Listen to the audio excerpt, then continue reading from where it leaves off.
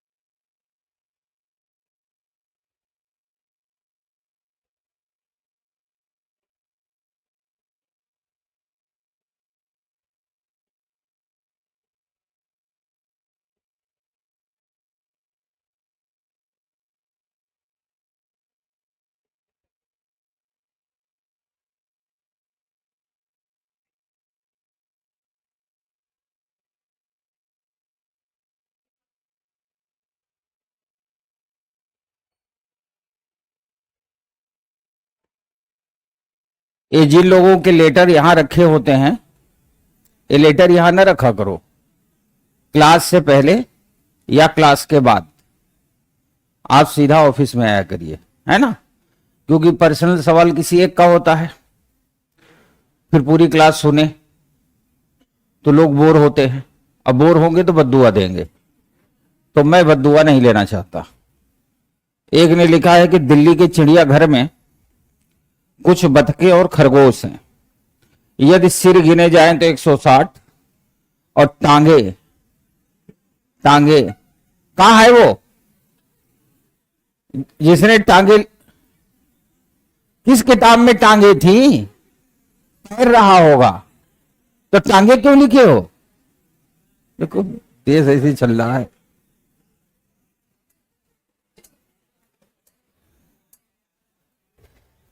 आइए, अच्छा ये बताओ, बतख के कितने पैर होते हैं? उसको बताने दो यार। 2 या 4? 2। और खरगोश के 2, 4 या 2? 2 बतख के, 2 खरगोश के। अच्छा,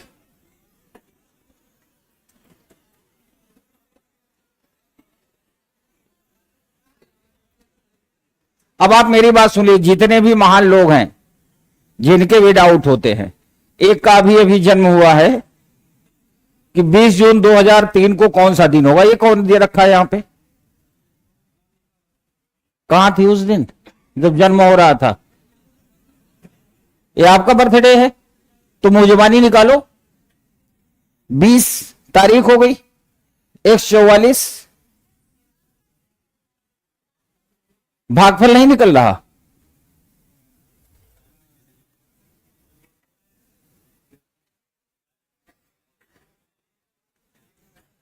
अब आप मेरी बात सुनिए, एक ही टॉपिक रोज रोज तो होगा नहीं।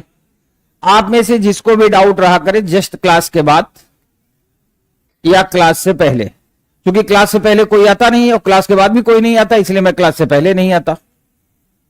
अब अगर जब लोग आने लगेंगे तो जो क्लास 3:30 होती है, तो मैं यहां पे 3:10 पे आ जाऊंगा। 20 मिनट जन सुनवाई हो जाएगी। उसके बाद जब क्लास जैसे खत्म होती है वैसे ही आप नीचे आओ। 15 मिनट आपके पास टाइम रहता है। 15 मिनट में जिसको पूछना हो पूछ लो। और उसमें भी आप ये चिंता ना करो कि वहां धक्का वाला काम होगा, उसका भी मुझे मंत्र पता है। एक मीटिंग में बॉयज का कर देंगे, एक मीटिंग में गर्ल्स का कर देंगे, तो धक्के वाला काम भी नहीं रहेगा। समझ गए?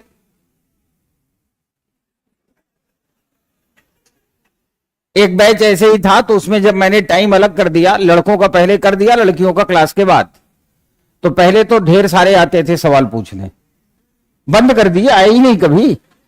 एक दिन मैंने क्लास पूछा भी, किसी को डाउट हो नीचे पूछ लो। कहा सर कोई फायदा नहीं नीचे आने से। हम कहा जब फायदा नहीं है फिर कोई बात नहीं है, सारा खेल फायदे का है। खरगोश और ये जो कबूतर, बतख, ये सब जो होता है ना, कि एक बाड़े में इतने पैर दिख रहे हैं, इतने सिर दिख रहे हैं, जहां गाय भी है और चरवाहे भी है ना, तो गायों की संख्या क्या होगी, पैरों की संख्या क्या होगी? इसको तीन तरीके से हल किया जा सकता है। पहला, जितने सिर दिए हुए हों तो एक मिनिमम वाला होगा, एक मैक्सिमम वाला पैर होगा।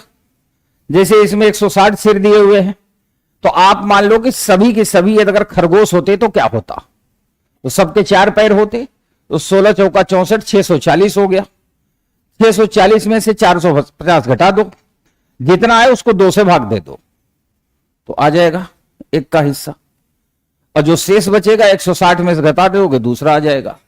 एक तरीका यह है। दूसरा तरीका, जितने सिर दिए हुए हो उनमें मिनिमम वाले का मल्टीप्लाई करो, जितना है मैक्सिमम पैर में से घटाओ, घटाने के बाद उसको 4 से भाग दे दो, तो भी आ जाएगा।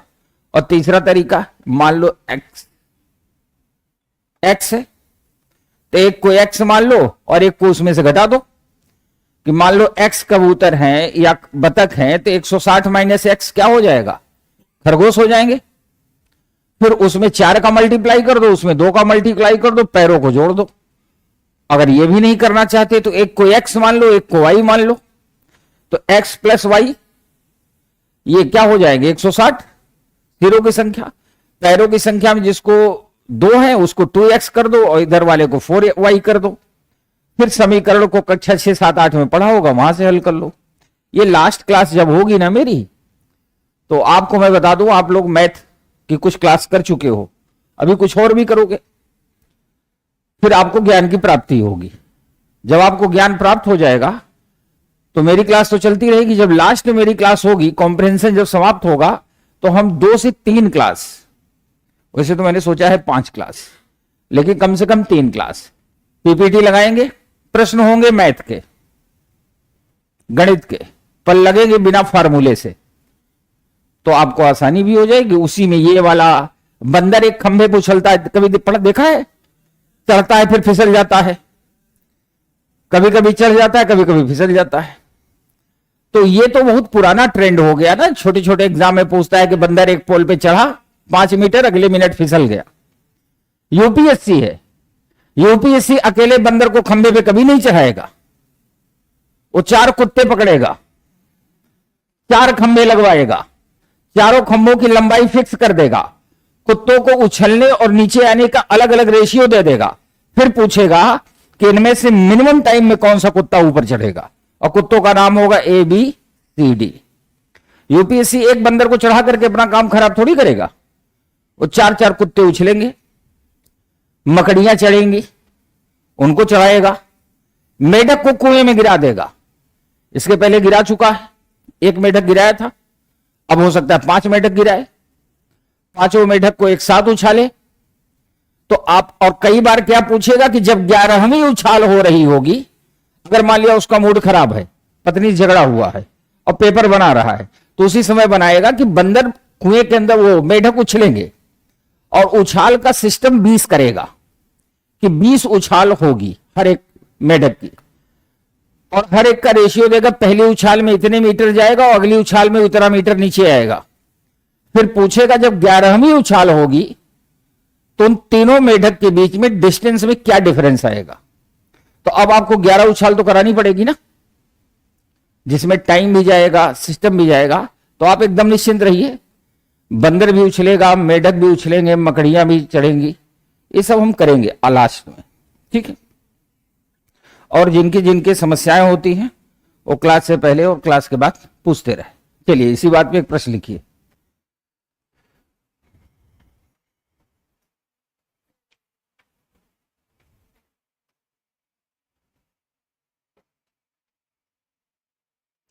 मोहन सोहन से लंबा है।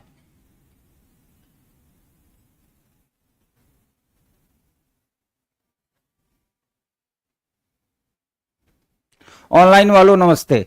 अब इनका अपना सिस्टम चलता है। ऑनलाइन वालों पहले प्रश्न लिखो, उसके बाद मैं आपकी समस्या देख समझ गया क्या क्या मामला है। 3 ही समस्या हो सकती है, एक पीडीएफ से रिलेटेड, दूसरा मोहब्बत से रिलेटेड, तीसरा सिलेक्शन से रिलेटेड। तीनों का समाधान करूंगा। आप क्वेश्चन लिखिए, मोहन सोहन से लंबा है,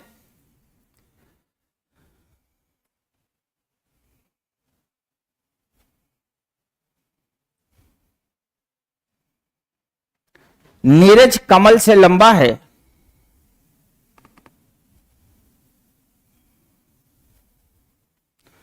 जो दीपक से लंबा है।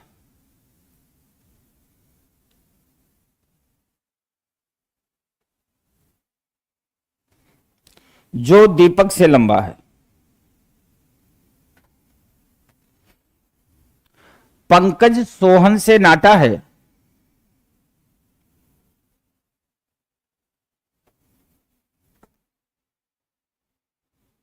तथा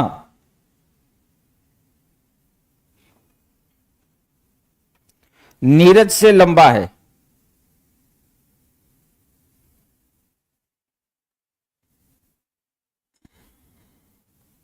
सबसे लंबा कौन है? सबसे नाटा कौन है?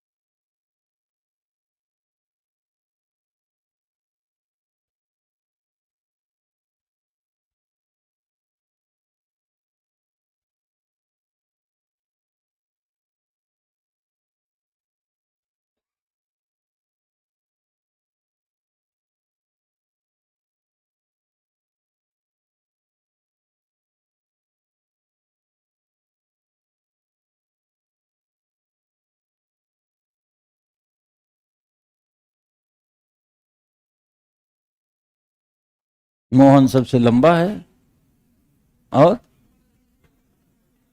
ये किसी एग्जाम में नहीं आएगा, ये जस्ट स्टार्टिंग था।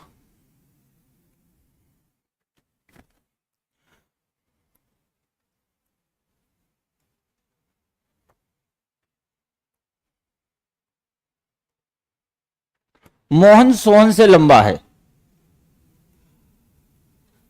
लंबा है तो मोहन से बेहतर ही होगा, सोहन से बेहतर ही होगा। तो मोहन कहां होगा? ऊपर, और सोहन कहां होगा? और जिस तरीके से बता रहा हूं इसी तरीके से अटेम्प्ट करना। कई कई बाबा लोग यूट्यूब पे ग्रेटर देन लेस देन में करा देते हैं, तो ये कुछ दूर तक तो चलेगा, फिर एक जगह फंसेगा। तो ग्रेटर देन लेस देन के चक्कर मत पड़ना, और ये खंबे बना के मत करना, ये रहा मोहन और ये रहा सोहन। मोहन सोहन से लंबा है।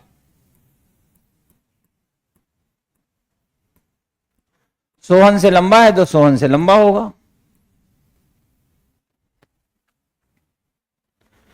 फिर क्या है? नीरज कमल से लंबा है। नीरज कमल से लंबा है। खूब ध्यान से देखो, नीरज और कमल का मोहन सोहन से कोई लेना देना, और जब कोई लेना देना, और याद रखना यूपीएससी जब पूछेगा तो एक डेटा का दूसरे डेटा से कोई लेना देना नहीं होगा, तभी मामला फंसेगा। क्योंकि अगर लेना देना होगा फिर तो आप बनाते चले जाओगे।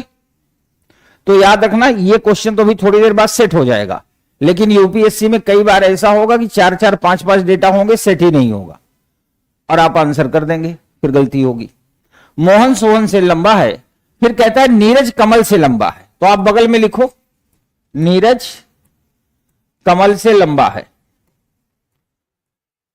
अब उसने कहा जो, अब चूंकि आपकी प्रॉब्लम सॉल्विंग की क्लास स्टार्ट है तो मैक्सिमम जगह पर जो का प्रयोग होगा। हिंदी में जो और इंग्लिश में हु। इसका अर्थ मत निकालना वरना फंसोगे। इसका तरीका क्या है?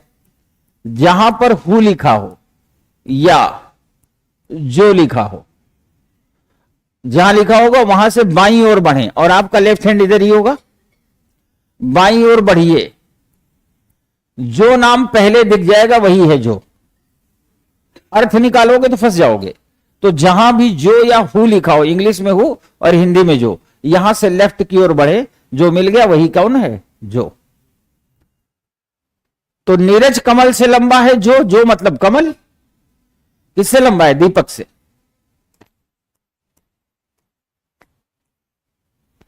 अब उसने कहा पंकज सोहन से नाटा है। अब पंकज का मामला इधर है, तो पंकज सोहन से नाटा है एवं नीरज से लंबा है।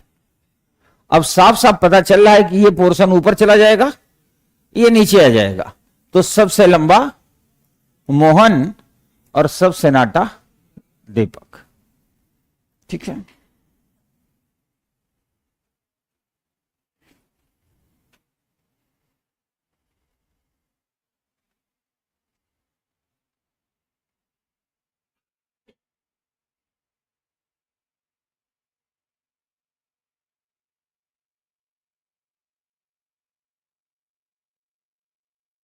आगे बढ़े, लिखो।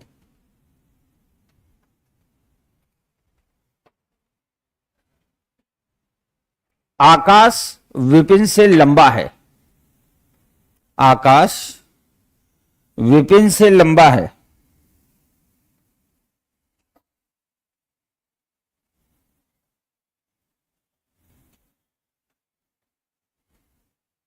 आकाश विपिन से लंबा है, लिख लिया। अगली लाइन, कल्लू कल्लू कल्लू विपिन से लंबा है और दीपू से नाटा है।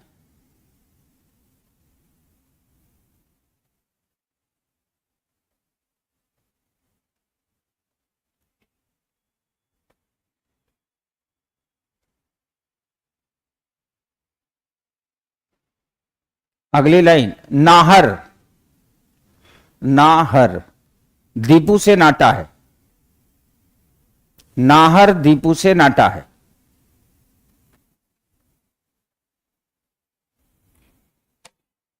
नाहर दीपू से नाटा है, लिख लिया। क्वेश्चन नंबर 1, सबसे लंबा कौन है?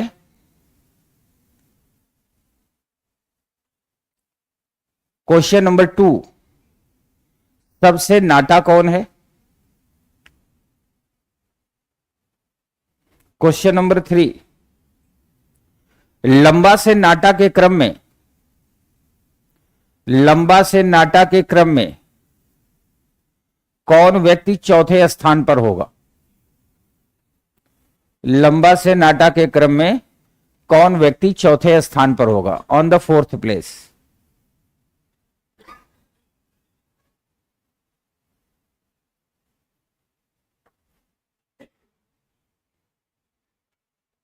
शुरू हो जाइए।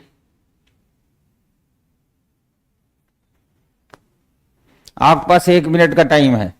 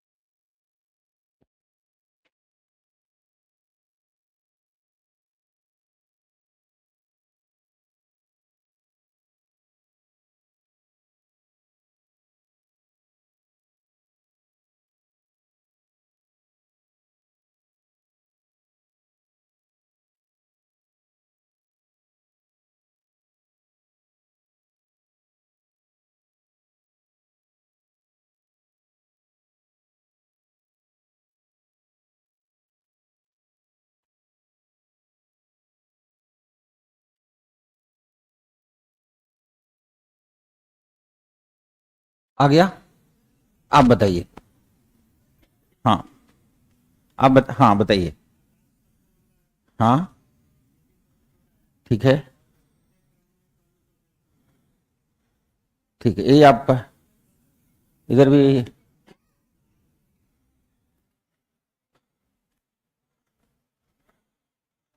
हाँ आप दोनों बताओ। सबसे लंबा कौन है? आकाश। ठीक है।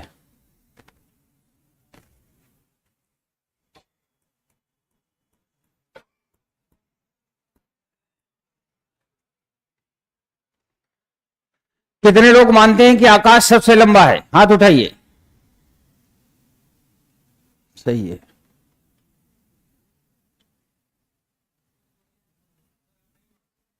आप नहीं मानते? हमें नहीं मानते? आप बताओ आकाश को।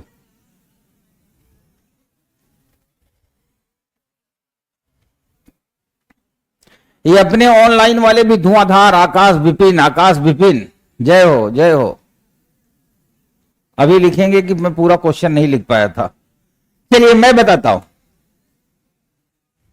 अब आवाज ना आए, आवाज ना आए,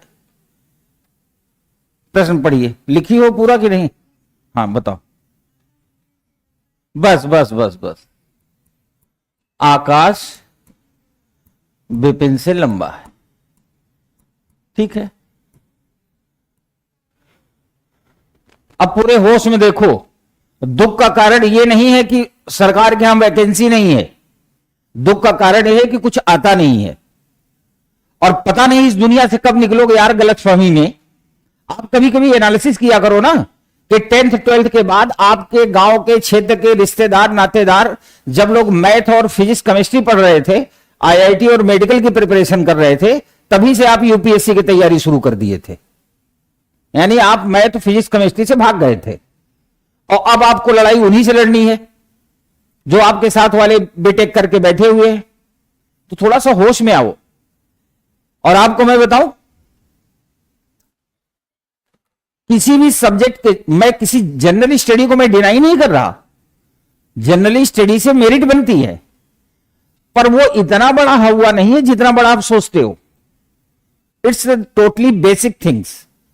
आपको बताऊं, अभी मैं 7th और 8th क्लास से सवाल पूछूं किसी भी सब्जेक्ट से, हिस्ट्री पॉलिटी ज्योग्राफी से पूछूं कोई कहो तो आपको लगेगा सुना तो है पर इसका आंसर नहीं आता। उसका रीजन ये नहीं है कि आप पढ़ते नहीं हो, पढ़ते हो, मैं जानता हूं। आप में से जो लोग भी क्लास में आते हैं ये जाके बेचारे घर में पढ़ते हैं, ठंड में बर्दाश्त करते हैं, कुछ लाइब्रेरी जाते हैं तो वहां अन्य काम के अलावा पढ़ते भी हैं। ऐसा नहीं है कि पढ़ते नहीं है, लेकिन जितना पढ़ते हैं 24 घंटे बाद वो गायब हो जाता है। मतलब उन्हें ही नहीं पता रहा उन्होंने पढ़ा क्या। और फाइनली कंपटीशन तो इस बात का है ना कि 15 दिन आपने पढ़ा, अब मैं आपका टेस्ट लेता हूं, आप एक्सप्लेन करो। तो अपने दिमाग में ये बात रख लो, be smart be selection. Smart नहीं बनोगे सिलेक्शन नहीं होगा। और एक नहीं कम से कम 50 बार बता चुका हूं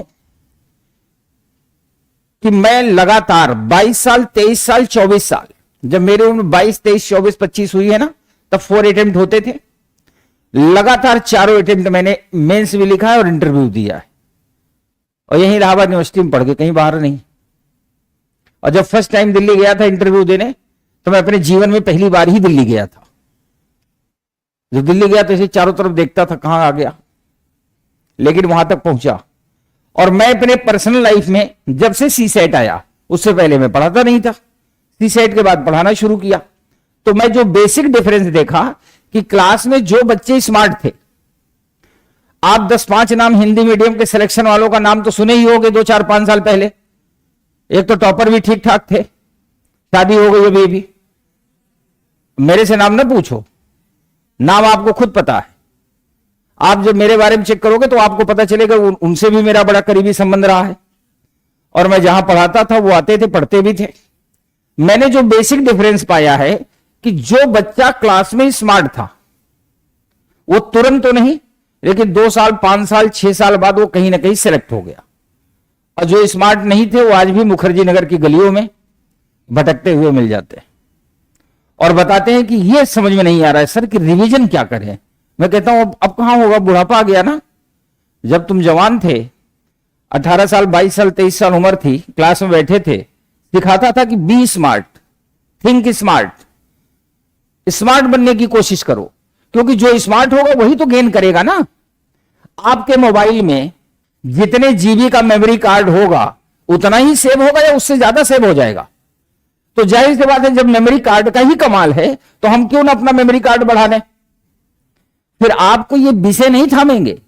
जनरल स्टडी तैयार करने के लिए केवल 11 महीने का समय चाहिए, 11 से 12वां महीना नहीं लगता, लेकिन आपको स्मार्ट बनना पड़ेगा। आईआईटीएस 11 से 14 महीने ही पढ़ते हैं, इससे ज्यादा नहीं पढ़ते। तो आप ऐसा क्यों नहीं कर सकते। स्मार्टनेस का मेरा मतलब है, कल भी आपको याद होगा लास्ट में क्वेश्चन दिया, एक स्पोर्ट्स कॉम्प्लेक्स में 3 कैटेगरी थी, तीनों कैटेगरी में 15-15 स्टूडेंट थे, और जब मैं क्वेश्चन बोल रहा था तो आप उसे डायग्राम बनाते।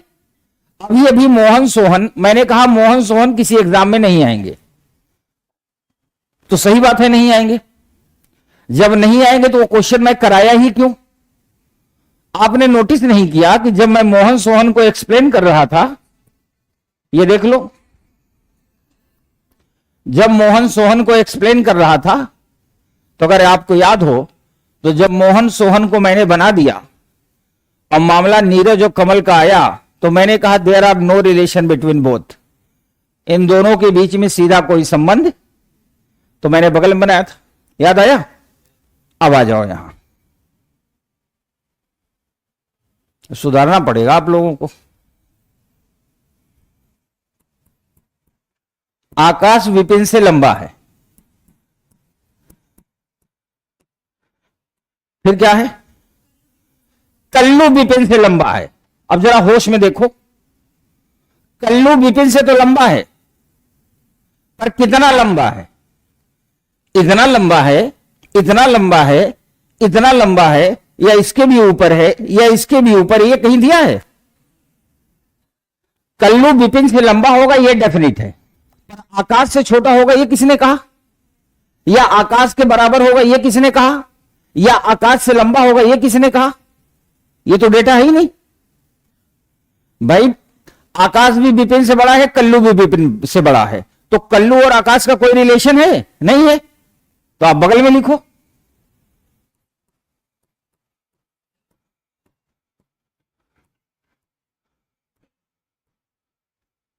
कल्लू विपिन से लंबा है और दीपू से नाटा है। कल्लू दीपू से नाटा है, ये लाइन हम लिख सकते हैं, ये रिलेटेड है। अब अगली लाइन में कहता है नाहर दीपू से नाटा है। अब ध्यान से सुनना, दीपू से नाटा कल्लू भी है, दीपू से नाटा विपिन भी है, और नाहर भी दीपू से नाटा है। पर नाहर दीपू से तो नाटा होगा, पर विपिन और कल्लू के ऊपर होगा या नीचे होगा ये कहीं दिया है। तो ये कॉमन सेंस यही है ना, यही है स्मार्ट बनना। अब सुधर जाओ आज के बाद। और आपको क्या लगता है मैं शक्ल देख के अंदाजा नहीं लगा लेता। पिछले 15 वर्षों से पढ़ा रहा हूं जयपुर, प्रयागराज, दिल्ली, और मोर देन कम से कम कई लाख स्टूडेंट पढ़ चुके हैं। हम एक बार, एक व्यक्ति ने मेरे से पूछा कि सर आप क्लास में पढ़ाते रहते हो तो क्या आप ये अंदाजा लगा लेते हो कि इनमें से कौन कौन कहां तक पहुंचेगा। हमने कहा बिल्कुल लगा लेते हैं। उन्होंने पूछा कैसे। हम का रिएक्शन से, एक्शन से, उसके रेगुलर एक्टिविटी से, उसके क्वेश्चन पूछने के तरीके से अंदाजा लगा लेते हैं कि सामने वाला लंबी दूर तक दौड़ेगा। लेकिन क्लास में इसलिए नहीं बोलते कि क्लास में सभी हमारे हैं। तो घर का जो आपके माता पिता होंगे, मान लो आप 5-6 भाई बहन होंगे, तो मम्मी पापा ये तो चाहेंगे नहीं कि आप ही डीएम बनो, से झाड़ू लगाएं। वो तो चाहते हैं कि सभी आगे जाए ना। तो टीचर का काम है कि क्लास में जितने लोग बैठे हैं ये सभी डीएम बने। पर मेरे चाहने से थोड़ी होगा, चाहना तो आपको भी पड़ेगा। और आपकी दिक्कत है कि मैं चाहता हूं आप डीएम बनो और आप चाहते हो कि आप लाइब्रेरी ज्वाइन करो। डिफरेंस है ना, चाहत का डिफरेंस। अब एक बात बताइए, कौन बता सकता है कि इसमें सबसे लंबा कौन है। एक ने इधर से कहा दीपू, कहां है वो, हे देवी। देखो मेरे इतने भाषण के बाद, क्योंकि दीपू वाले लाइन मैंने थोड़ी सी ऊपर कर दी है, कॉमन सेंस लगाया इसने कि आकाश तो बेचारा ये यहीं तक है, दीपू है लंबा। सही समझा ना, ऐसे बताई थी ना। अच्छा अब यहां आप बता नहीं सकते कि कौन सबसे लंबा है कौन सबसे नाटा। तो यहां से आकाश और यहां से दीपू, तो दीपू और आकाश में से कोई एक लंबा होगा, क्योंकि प्रश्न में पूछा है सबसे लंबा। शब्दों पे जाया करो यूपीएससी में, सबसे लंबा का मतलब क्या होता है, जो सबसे लंबा हो। तो उत्तर होगा निर्धारित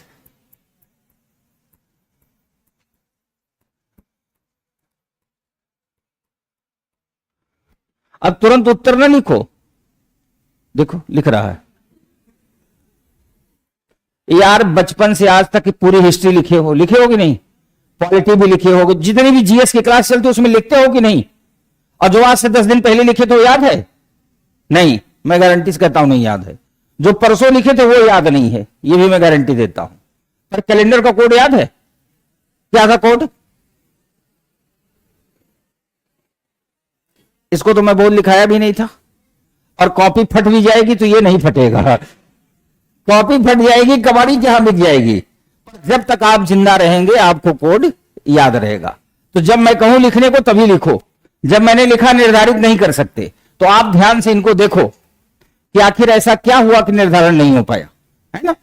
आते हैं सबसे छोटा पे, यहां से विपिन छोटा है, यहां से विपिन है, और यहां से निर्धारित नहीं कर सकते।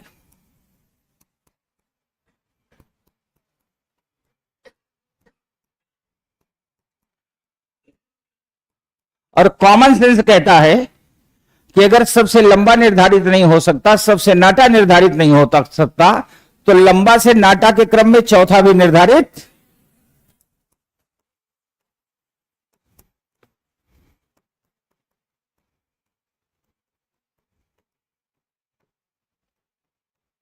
चलो अब कॉपी में टिक कर लो, कोई निर्धारित नहीं कर सकते।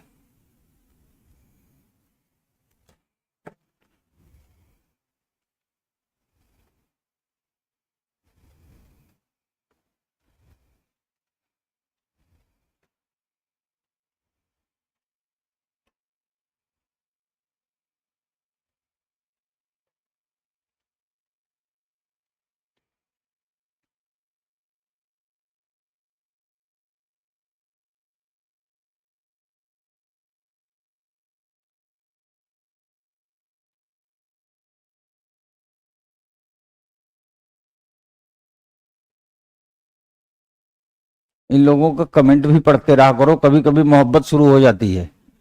तो जिनका जिनका मोहब्बत शुरू हो ऑनलाइन वालों को, उनका नाम लिख लिया करो, ठीक है।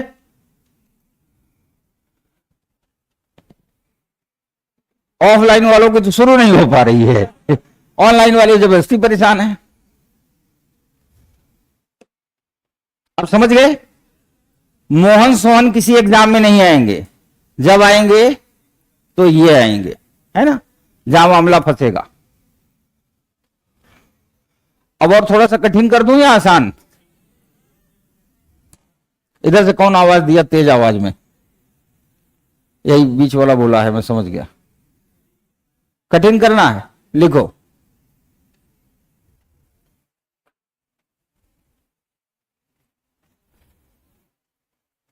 तीन व्यक्ति एबीसी, तीन व्यक्ति एबीसी किसी पंक्ति में खड़े हैं।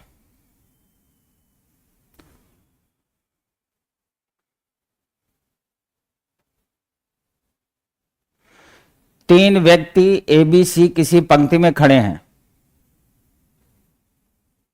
किंतु आवश्यक नहीं इसी क्रम में, किंतु आवश्यक नहीं इसी क्रम में।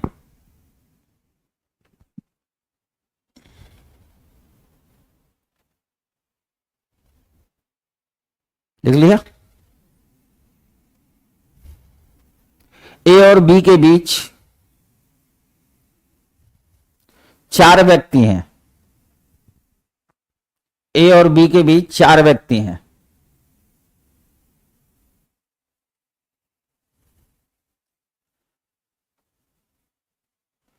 बी और सी के बीच 7 व्यक्ति हैं।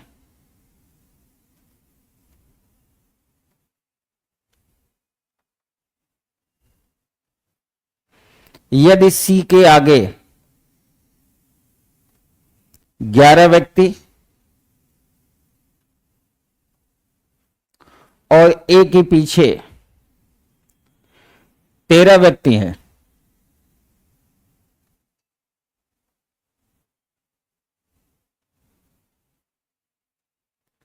तो पंक्ति में खड़े व्यक्तियों की न्यूनतम संख्या क्या होगी?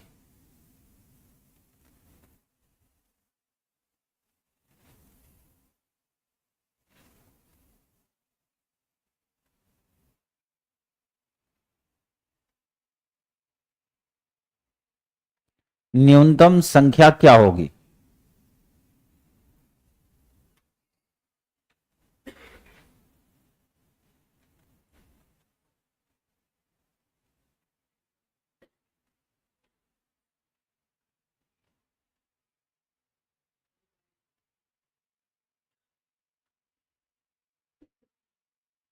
ट्राई तो कर लो थोड़ी देर।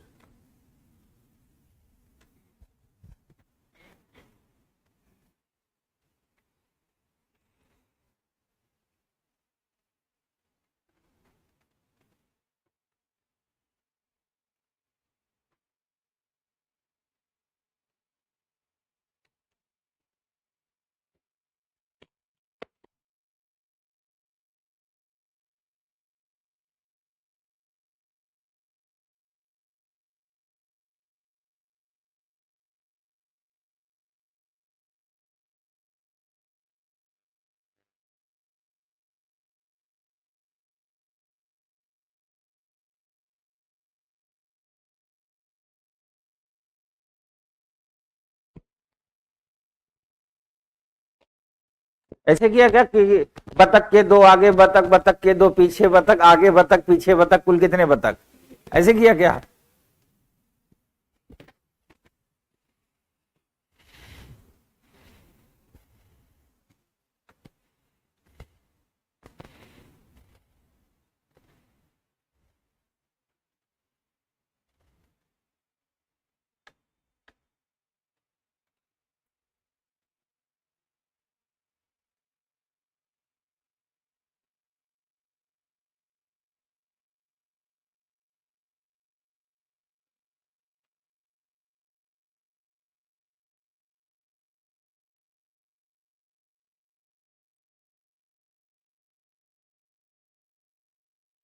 ऑनलाइन वालों सुन लो फिर से। ए और बी के बीच 4 व्यक्ति हैं, बी और सी के बीच 7 व्यक्ति हैं।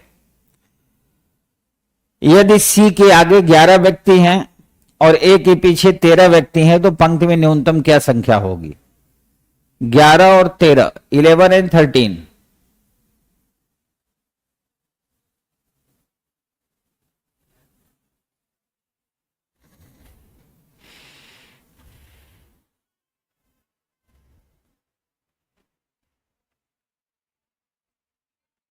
पैंतीस, 28, सही है। 38,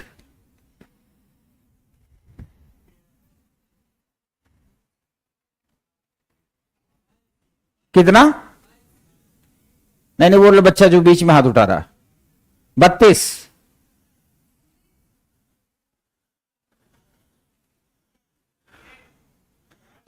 आप अपने स्तर से बोलते रहो।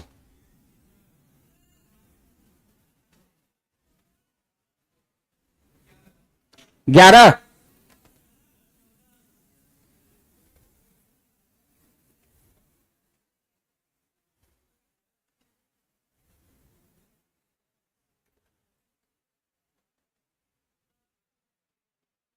इधर देखिए, ए बी सी अटेम्प्ट करने का तरीका देखो। ए बी सी पंक्ति में खड़े हैं, जरूरी नहीं इसी क्रम में, इसका मतलब यू आर फ्री। जनरली हम अपने लाइफ में क्या करते हैं, जब किसी ने बोला ए बी सी तो हम मानते रहा ये रहा बी और ये रहा सी, तो ये तो सीक्वेंस हो गया। उसने कहा जरूरी नहीं इसी क्रम में, इसका मतलब ये दो होता है। एग्जाम में जब लिखा होगा जरूरी नहीं इसी क्रम में, तो पहला अर्थ ये होगा कि हो सकता है इसी क्रम में हो सकता है इस क्रम में ना हो। क्योंकि न्यूनतम पूछा है तो न्यूनतम के लिए एडजस्ट करना पड़ेगा। तो बी और सी के बीच में 7 व्यक्ति हैं, ए और बी के बीच में 4 व्यक्ति। फिर क्या है, ए के आगे 13, ए के पीछे 13, सी के आगे और ए के पीछे, ये मामला है। आइए सेट करते हैं।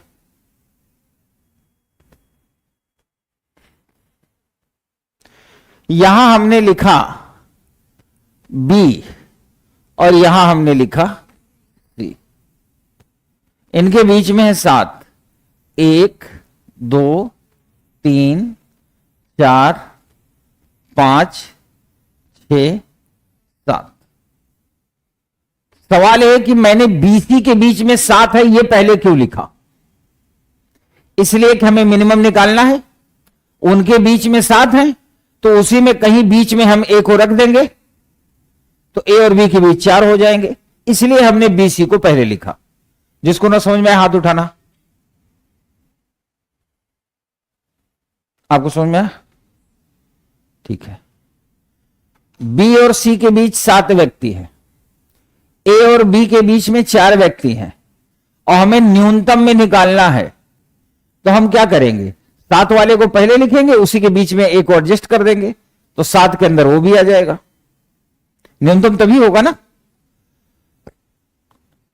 1 2 3 4 यहां कौन हो गया? अब आप देखिए ए और बी के बीच में 4 व्यक्ति हैं और बी और सी के बीच में 7 व्यक्ति दिख रहे हैं। सी के आगे 11 व्यक्ति हैं तो 1 2 3 4 5 6 7 8 और 3 11। ठीक है।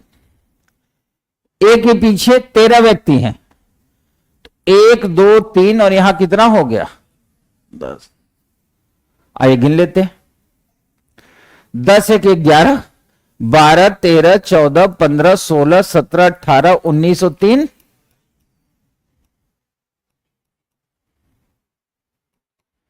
आंसर न्यूनतम आ गया।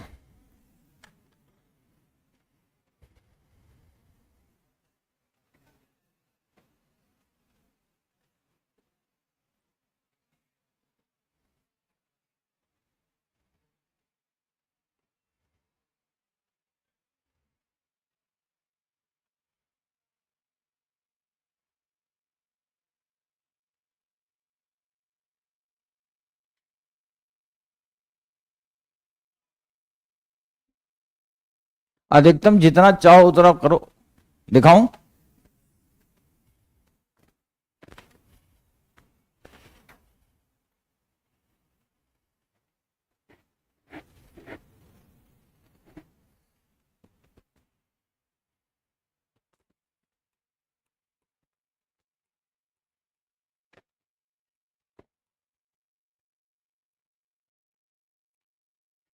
ए के पीछे 13 और सी के आगे तो 11 7 4 13 और 1 2 3 कितना होगा? आ गया?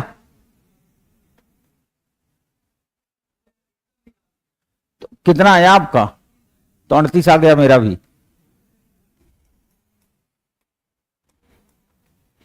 अधिकतम 38 और न्यूनतम 22। अब आपके मन में आएगा कि यूपीएससी ने इतना गंदा काम क्यों किया? अधिकतम पूछ सकता था ना। ऐसे लोग ही आंदोलन करते हैं आयोग के सामने खड़े होकर, ये मैं बताने वाला था। अब यूपीएससी मिनिमम पूछेगा ना, वो ये जानना चाहता है कि आप स्मार्ट हैं, होश में हैं या नहीं। अगर आप होश में हैं तो most welcome in the mains examination, और आप बाबा हैं तो अगले साल, फिर अगले साल। कई बच्चे ऑनलाइन वाले लिख रहे हैं कि सर मेरा ऑप्शनल चल रहा है, जीएस चल रहा है, तो जाओ। जिसका ऑप्शनल चल रहा है, जिसका जीएस चल रहा है, जाओ। और जब ज्ञान प्राप्त हो जाएगा तो वापस कहां आना है? सीसेट। ज्ञान तो एक समय प्राप्त हो ही जाएगा, और जब ज्ञान प्राप्त होगा तब तक आप इतने बुजुर्ग हो चुके होंगे कि तब आप सीसेट नहीं समझ पाएंगे ना। एक दिन एक व्यक्ति ने पूछा कि सर एज के साथ तो समझ बढ़ेगी, तो जब हम 28 साल के हो जाएंगे तब तक जीएस पूरा तैयार हो जाएगा। 18 से शुरू करेंगे 28 में 10 साल में तैयार हो जाएगा। फिर I am coming for the CSAT. मैंने कहा एक बात बताइए, उम्र बढ़ने के साथ अगर दिमाग तेज होता तो बूढ़े लोगों की याददाश्त कमजोर ना होती। सही बात है कि नहीं? जैसे जैसे उम्र बढ़ती है, एक शब्द होता है डेमेंशिया, डेमेंशिया हो जाएगा तो याददाश्त कमजोर होती है। याददाश्त हमेशा टॉप लेवल पे दो ही टाइम पे होती है। एक टाइम गुजर चुका है, वो उम्र थी आपकी 3 साल से 6 साल 7 साल के बीच की, जब आप छोटे से थे, असक्षम व्यक्ति थे। उस समय जो भी डेटा आपके दिमाग के सराउंडिंग गुजरा वो आपके दिमाग पे स्कैन हो गया और वही उसी से काम चल रहा है अभी तक। दूसरा, दिमाग तेज करने की जो एज होती है ना, वो होती है 18 से 22। जिनका 22 गुजर गया हो दुखी ना हो, मैं थोड़ा सा बढ़ा देता हूं, 18 से 28 कर देता हूं, लेकिन 28 के बाद नहीं, 18 से 28 के बीच ही वो बीच होगा। कारण क्या है? तब आप लर्निंग प्रोसीजर से होते हैं। जैसे मैं आपको बताया ना कि जो प्रोग्राम आईआईटी उसका नाम ही मैंने रखा था लर्निंग विद संजीव तिवारी। कारण क्या है कि जब आपकी उम्र कम होगी तो आप लर्निंग करेंगे, जब उम्र बढ़ जाएगी तो आपको संकोच होगा। अभी क्लास में आप मेरे से सवाल पूछिए और मान लिया मैंने चुटकुला बना दिया तो आपको कोई दिक्कत थोड़ी होगी, आप बिल्कुल बेइज्जती नहीं महसूस करेंगे, क्योंकि उम्र कम है। उम्र बढ़ जाएगी, नाती पोते हो जाएंगे, फिर अगर मैं कुछ बोलूंगा तो आपको दिक्कत आएगी। इसीलिए कहा जाता है कि जब उम्र कम हो तो आप सीख ले, और सीखने का एकमात्र माध्यम है यूनियन पब्लिक सर्विस कमीशन का सिलेबस। वहां से आपको सीखना क्या है? एनालिटिकल एबिलिटी, विश्लेषण करने की क्षमता। यानी जो भी हमने कल की क्लास में पढ़ा 3 घंटे में इन द जनरल स्टडी, आज अगर उसे मैं विश्लेषण कर पा रहा हूं तो I am on the right track. फिर हम राइट ट्रैक पे हैं। एक तो हमें सीखनी है एनालिटिकल एबिलिटी, दूसरा हमें सीखना है लॉजिक, तर्क। बिना तर्क के तो हम कोई बात कह ही नहीं सकते, ना तो रिटर्न में और ना ही इंटरव्यू में। आप रिटर्न में भी कुछ लिखेंगे तो तर्क देंगे या हवा में लिखेंगे? तर्क देंगे। यूपीएससी में एक निबंध आया, फुर्तीला किंतु संतुलित व्यक्ति ही रेस जीतता है, यह निबंध आया।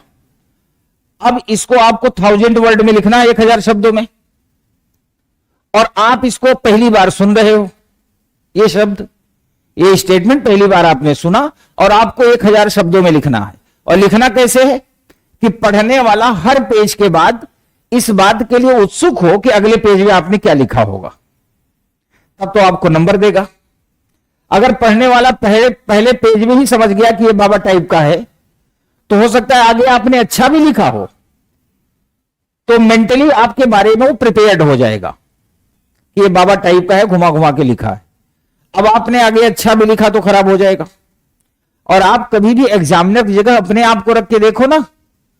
अभी आप देखिए, जो जेम्स बॉन्ड की उपन्यास आते हैं, तमाम ऐसी कहानियां, खूनी खंजर, तड़पता दिल, टूटी मोहब्बत, बेवफा सनम, ये उपन्यास आते हैं। पता है, पहला पेज पढ़ेंगे तो अगले पेज को आप पलटेंगे, बेवफा कैसे हुई। अगले पेज तक पता ही नहीं चलेगा बेवफा क्यों हुई, फिर आप अगला पेज पलटेंगे, क्योंकि शुरू में जब लिखा है बेवफा सनम तो आप टाइटल देख करके किताब खरीद लिए। राइटर इतना समझदार था कि उसने कहानी तो लिखी, अंतिम पेज तक उसने यह साबित ही नहीं किया कि बेवफा सनम कैसे हो गई। और आप तड़प रहे थे किसकी तलाश में? बेवफा सनम की तलाश में। तो दरअसल लिखने का तरीका यह होता, जैसे उसने कहा कि फुर्तीला किंतु संतुलित व्यक्ति रेस जीत सकता है। यह यूपीएससी का निबंध है, मेरा नहीं। और आपको इसका आंसर कहां से लिखना था? आप बचपन में वो कहानी पढ़ चुके हो, कछुए और खरगोश की। आप जैसे ही वहां से कहानी शुरू करेंगे, मतलब लिखना यहीं से शुरू करेंगे, कछुए और खरगोश की कहानी। खरगोश फुर्तीला था पर संतुलित बना नहीं रहा, कछुआ फुर्तीला नहीं था परंतु संतुलित बना रहा। अब आप जैसे यहां से कहानी शुरू करेंगे, आप बिलीव करिए कोई भी एग्जामिनर ये समझ जाएगा कि अब आपके पेपर में, पेज में कुछ इंटरेस्टिंग मटेरियल मिलेगा। तो अगर आपने बाद में हवा पानी भी दे दी होगी ना, तो एग्जामिनर को लगेगा कोई बात नहीं, बच्चे ने एफर्ट तो किया, वो कंसीडर करेगा। शुरू में आपने लिख दिया फुर्तीला फुर्त रहा है, फुर्त रहा है, फुर्त रहा है, फुदक रहा है, फुदक रहा है, फुदक रहा है, संतुलन बनाने की कोशिश की, जब तक मामला सेटल होता तब तक कोई लेके भाग गया। वो समझ जाएगा ये लाइब्रेरी वाली भाषा लिख रहा है, तो क्या करेगा, नंबर नहीं देगा। तो हमेशा हमें स्मार्ट अप्रोच लेगा। यूपीएससी जब पूछेगा टेक्निकल पूछेगा, इसके लिए हमें तैयार रहना है। चलिए एक आसान प्रश्न करवाता हूं, लिखो। 6 किताबें, 6 किताबें एक के ऊपर एक करके रखी गई हैं।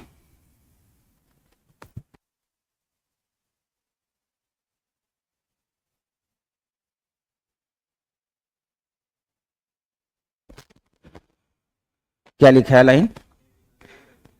6 किताबें एक के ऊपर एक करके एक मेज पर रखी गई हैं। 6 किताबें एक के ऊपर एक करके एक मेज पर रखी गई हैं।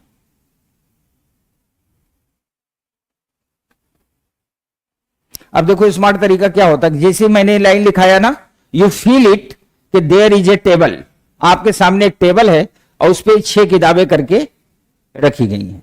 मतलब लिखते ही, प्रश्न पढ़ते ही आप मेंटली इस बात के लिए प्रिपेयर्ड हो जाए। अगले नहीं लिखिए, इतिहास और भूगोल के बीच में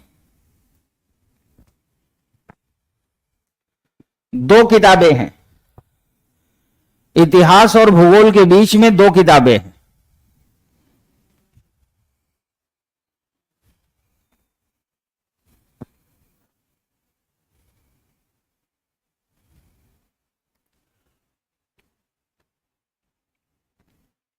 परंतु इतिहास भूगोल से ऊपर नहीं है।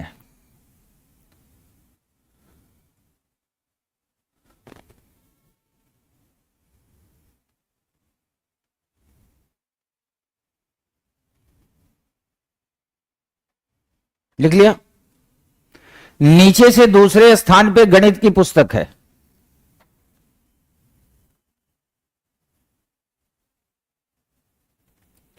नीचे से दूसरे स्थान पे गणित की पुस्तक है।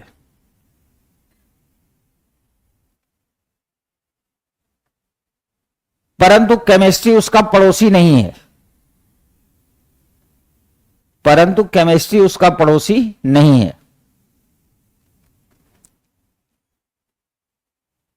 केमिस्ट्री को हिंदी में रसायन कहते हैं, परंतु केमिस्ट्री उसका पड़ोसी नहीं है। फिजिक्स और केमिस्ट्री के बीच में 3 किताबें हैं।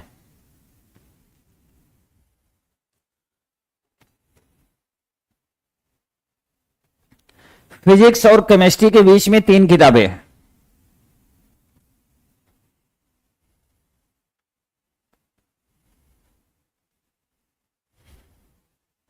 इन 6 किताबों के बीच में एक किताब मोहब्बत की है। इन 6 किताबों के बीच में एक किताब मोहब्बत की है।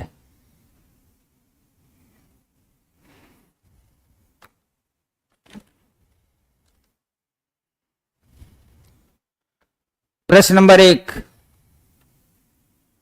सबसे ऊपर किस विषय की किताब है? सबसे ऊपर किस विषय की किताब है?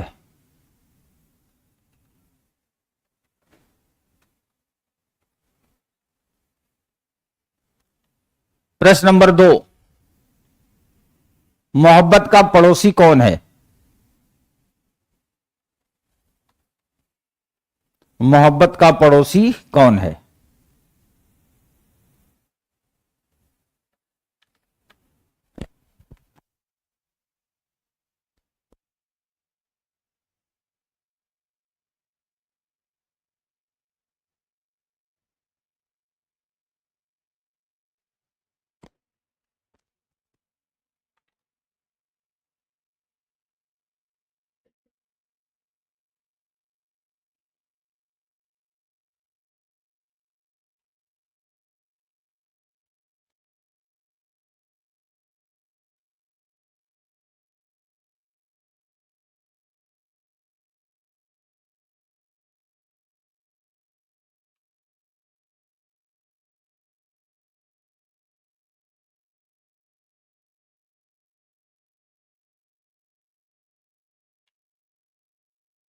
चलो बताओ।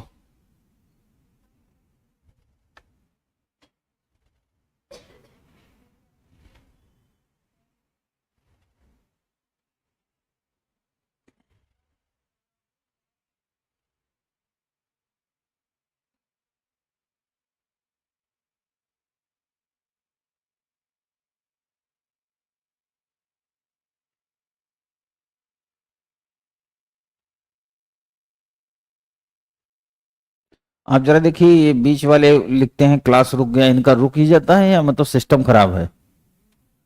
चल रहा है ना?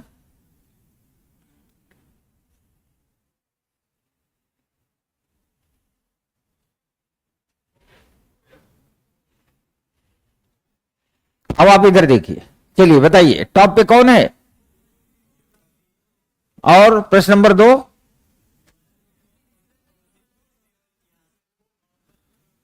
मोहब्बत का पड़ोसी कौन कौन है?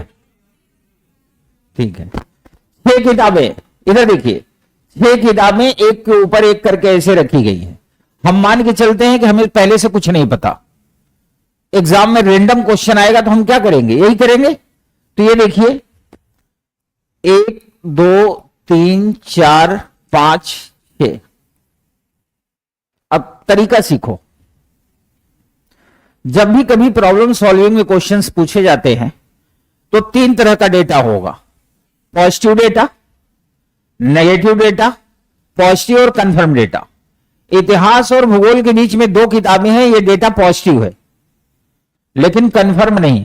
क्यों? क्योंकि इतिहास भूगोल यहां यहां भी हो सकती है, यहां यहां भी हो सकती है, यहां यहां भी हो सकती है। तो पॉजिटिव तो है लेकिन कंफर्म नहीं। नीचे से दूसरे स्थान पर किसकी है? ये पॉजिटिव भी है और कंफर्म भी है। तो आप नीचे से दूसरे स्थान पर रख दो गणित, रख दिया। केमिस्ट्री इसका पड़ोसी नहीं, नेगेटिव डेटा है। तो आप ऐसे लिखेंगे, केमिस्ट्री इसका पड़ोसी नहीं हो सकता, ऊपर नीचे नहीं आ सकता। और ये इस प्रश्न में नहीं, अब अगले 2 4 5 क्लास जितने प्रश्न होंगे इसी तरीके से होंगे। First use the positive and confirm data, then use negative data, उसके बाद कौन सा डेटा? उसके बाद वो डेटा जो इन दोनों से रिलेटेड हो। अब इन दोनों से रिलेटेड एक ही डेटा है कि फिजिक्स और केमिस्ट्री के बीच में 3 किताबें हैं। केमिस्ट्री यहां नहीं हो सकती, यहां गणित हो गई। फिजिक्स और केमिस्ट्री के बीच में 3 किताबें रखने के लिए मात्र 2 ही स्थान हैं, एक यहां और एक यहां। अब आप ध्यान से देख लो, इन 2 स्थान के अलावा कहीं और फिजिक्स केमिस्ट्री आप रख नहीं सकते, क्योंकि फिर उनके बीच में 3 किताबें आएंगी ही नहीं। कुछ बाबा टाइप के लोग सोच रहे हैं यहां क्यों नहीं रख रहे हो, यहां रखूंगा 2 किताब आएंगी। कुछ के दिमाग में आया होगा यहां क्यों नहीं रख रहे हो, तो 1 2 3 यहां गणित ऑलरेडी है। अब समझ गए? तो फिजिक्स और केमिस्ट्री के बीच में 3 किताबें होंगी, यही वो स्थान है। केमिस्ट्री यहां हो नहीं सकती, तो यहां कौन होगा? फिजिक्स, और यहां होगी केमिस्ट्री। अब इतिहास और भूगोल के बीच में 2 किताबें हैं, जगह खाली है केवल 3। तो यहां यहां तो रख नहीं सकते, फिर तो एक ही किताब आएगी। 2 किताब हो उसके लिए यही जगह है। फिर क्या कहते हैं? इतिहास भूगोल से ऊपर। तो इतिहास ऊपर होगी नहीं तो ऊपर कौन होगा?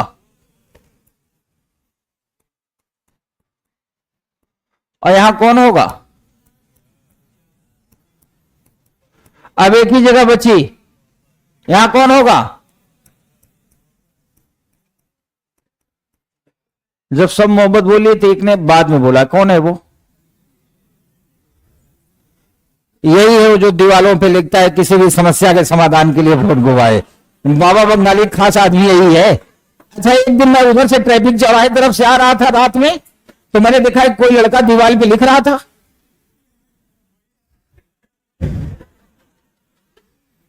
जो लिखा रहता है दीवालों पे, अब दीवालों पे जो भी लिखा रहे समझ लेना इसी ने लिखा है।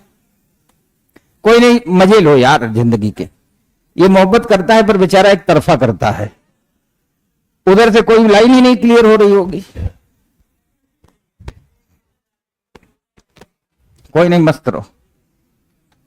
अच्छा, ऐसे लड़के हैं जैसे गुजर रहे हैं ना, किसी के यहाँ शादी में गए, मान लिया सब खा पी रहे हैं, डांस वांस हो रहा है, दूर से कहेंगे इधर आ इधर आ, वो देख देख नीली वाली ना।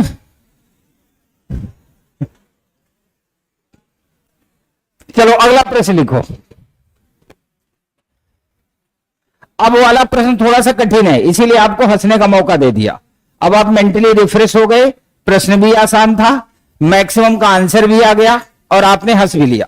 अब प्रश्न थोड़ा सा कठिन होगा, लिखो A B C D E, A B C D ई।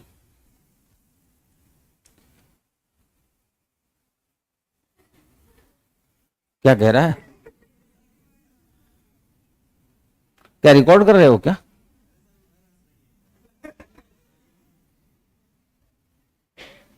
कोई नहीं, इधर का भी नंबर आ जाएगा, तुम क्यों चिंता कर रहे हो।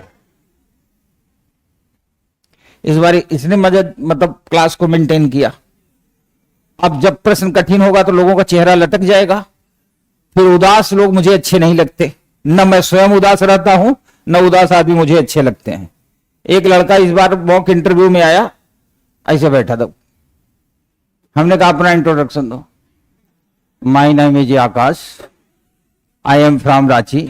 अरे उनका जीवन में कुछ कहा सर थी अब रही है, जब से गई है तब से चेहरे पे उदासी ही रहती है। हमने कहा कोई बात नहीं, नेक्स्ट ट्राई करो। भाई कब तक एक ही जगह फंसे रहोगे।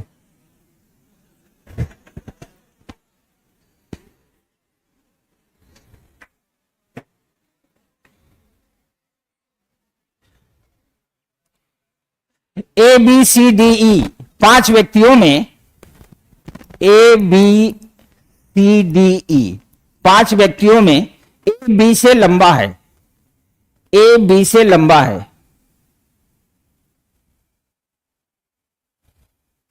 ए बी से लंबा है परंतु सी से हल्का है,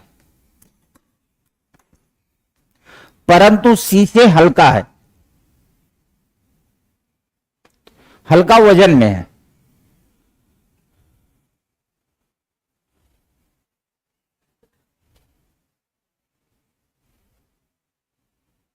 डी सी से लंबा है, D, D for Dehradun, D C से लंबा है परंतु बी से भारी है, B for Bombay. D C से लंबा है परंतु बी से भारी है, बी यानी बॉम्बे।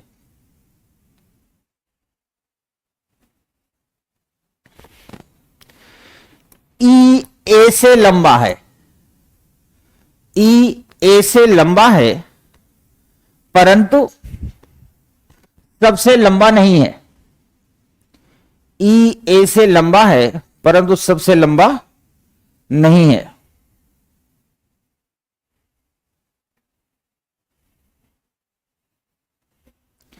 ई डी से भारी है, ई डी से भारी है, D, D for Dehradun, E D से भारी है।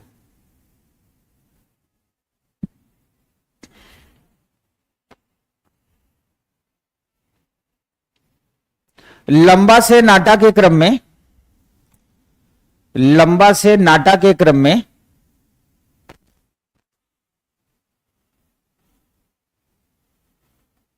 भारी से हल्का के क्रम में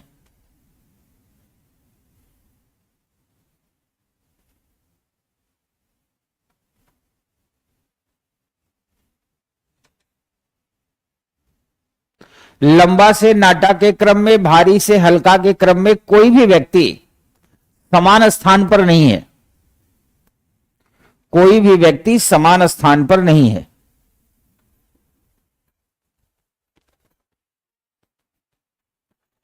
एक लाइन और, जो सबसे नाटा है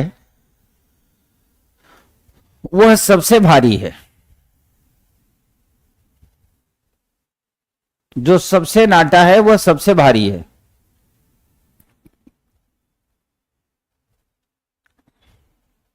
क्वेश्चन नंबर 1,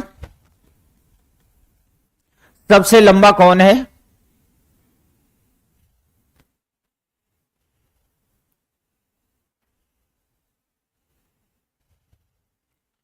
प्रश्न नंबर 2, सबसे नाटा कौन है?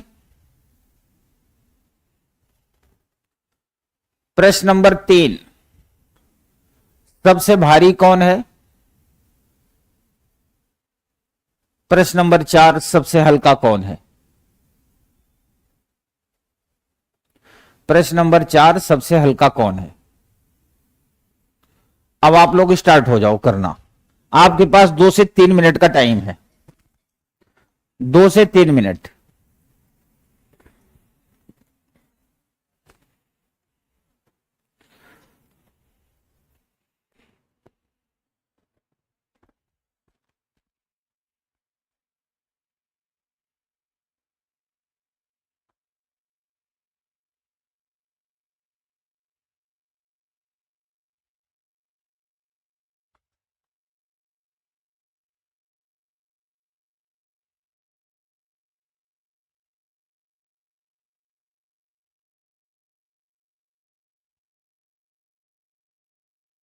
जो सबसे नाटा है वह सबसे भारी है। ऑनलाइन वालों, जो सबसे नाटा है वह सबसे भारी है।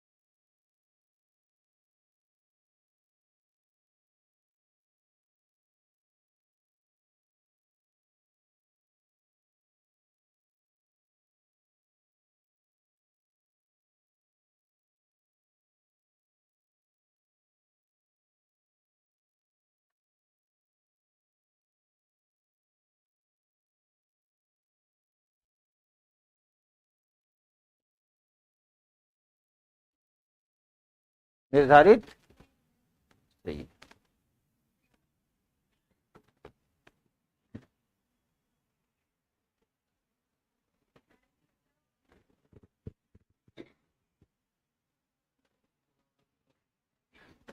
बताइए, बताइए।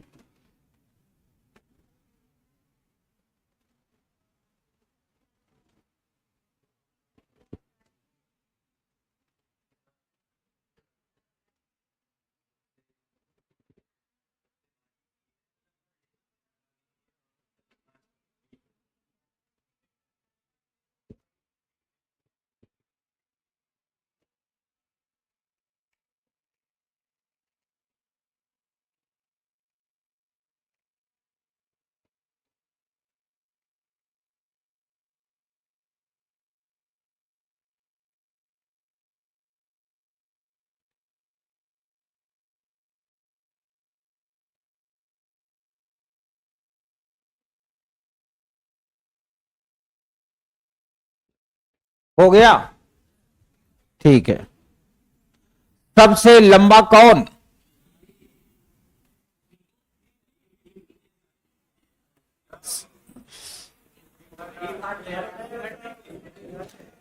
D for Dehradun.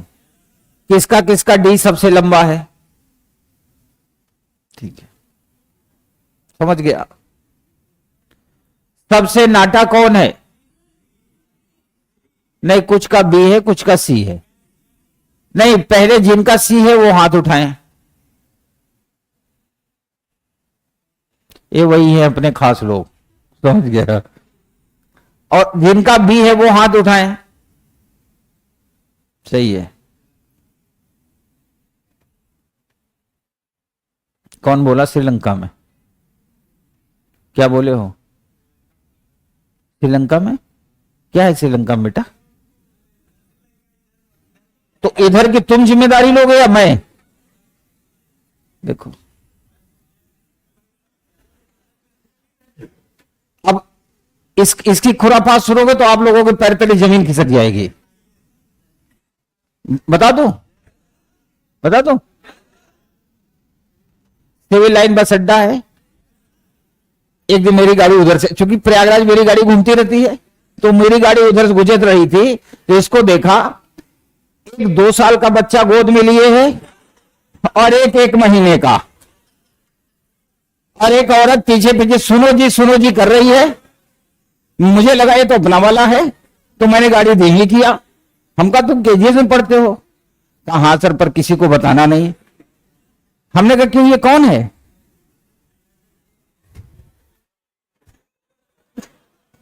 समझ तो गई हो गए। उसके बाद एक दिन तो ये घटना देखा, और एक दिन मैंने क्या देखा, एक कंपनी बाग है, देखा है? सामने मैं वहां वॉक कर रहा था, देखा जो पेड़ था, एक आम का पेड़, उस पे जो है ये चाकू लेके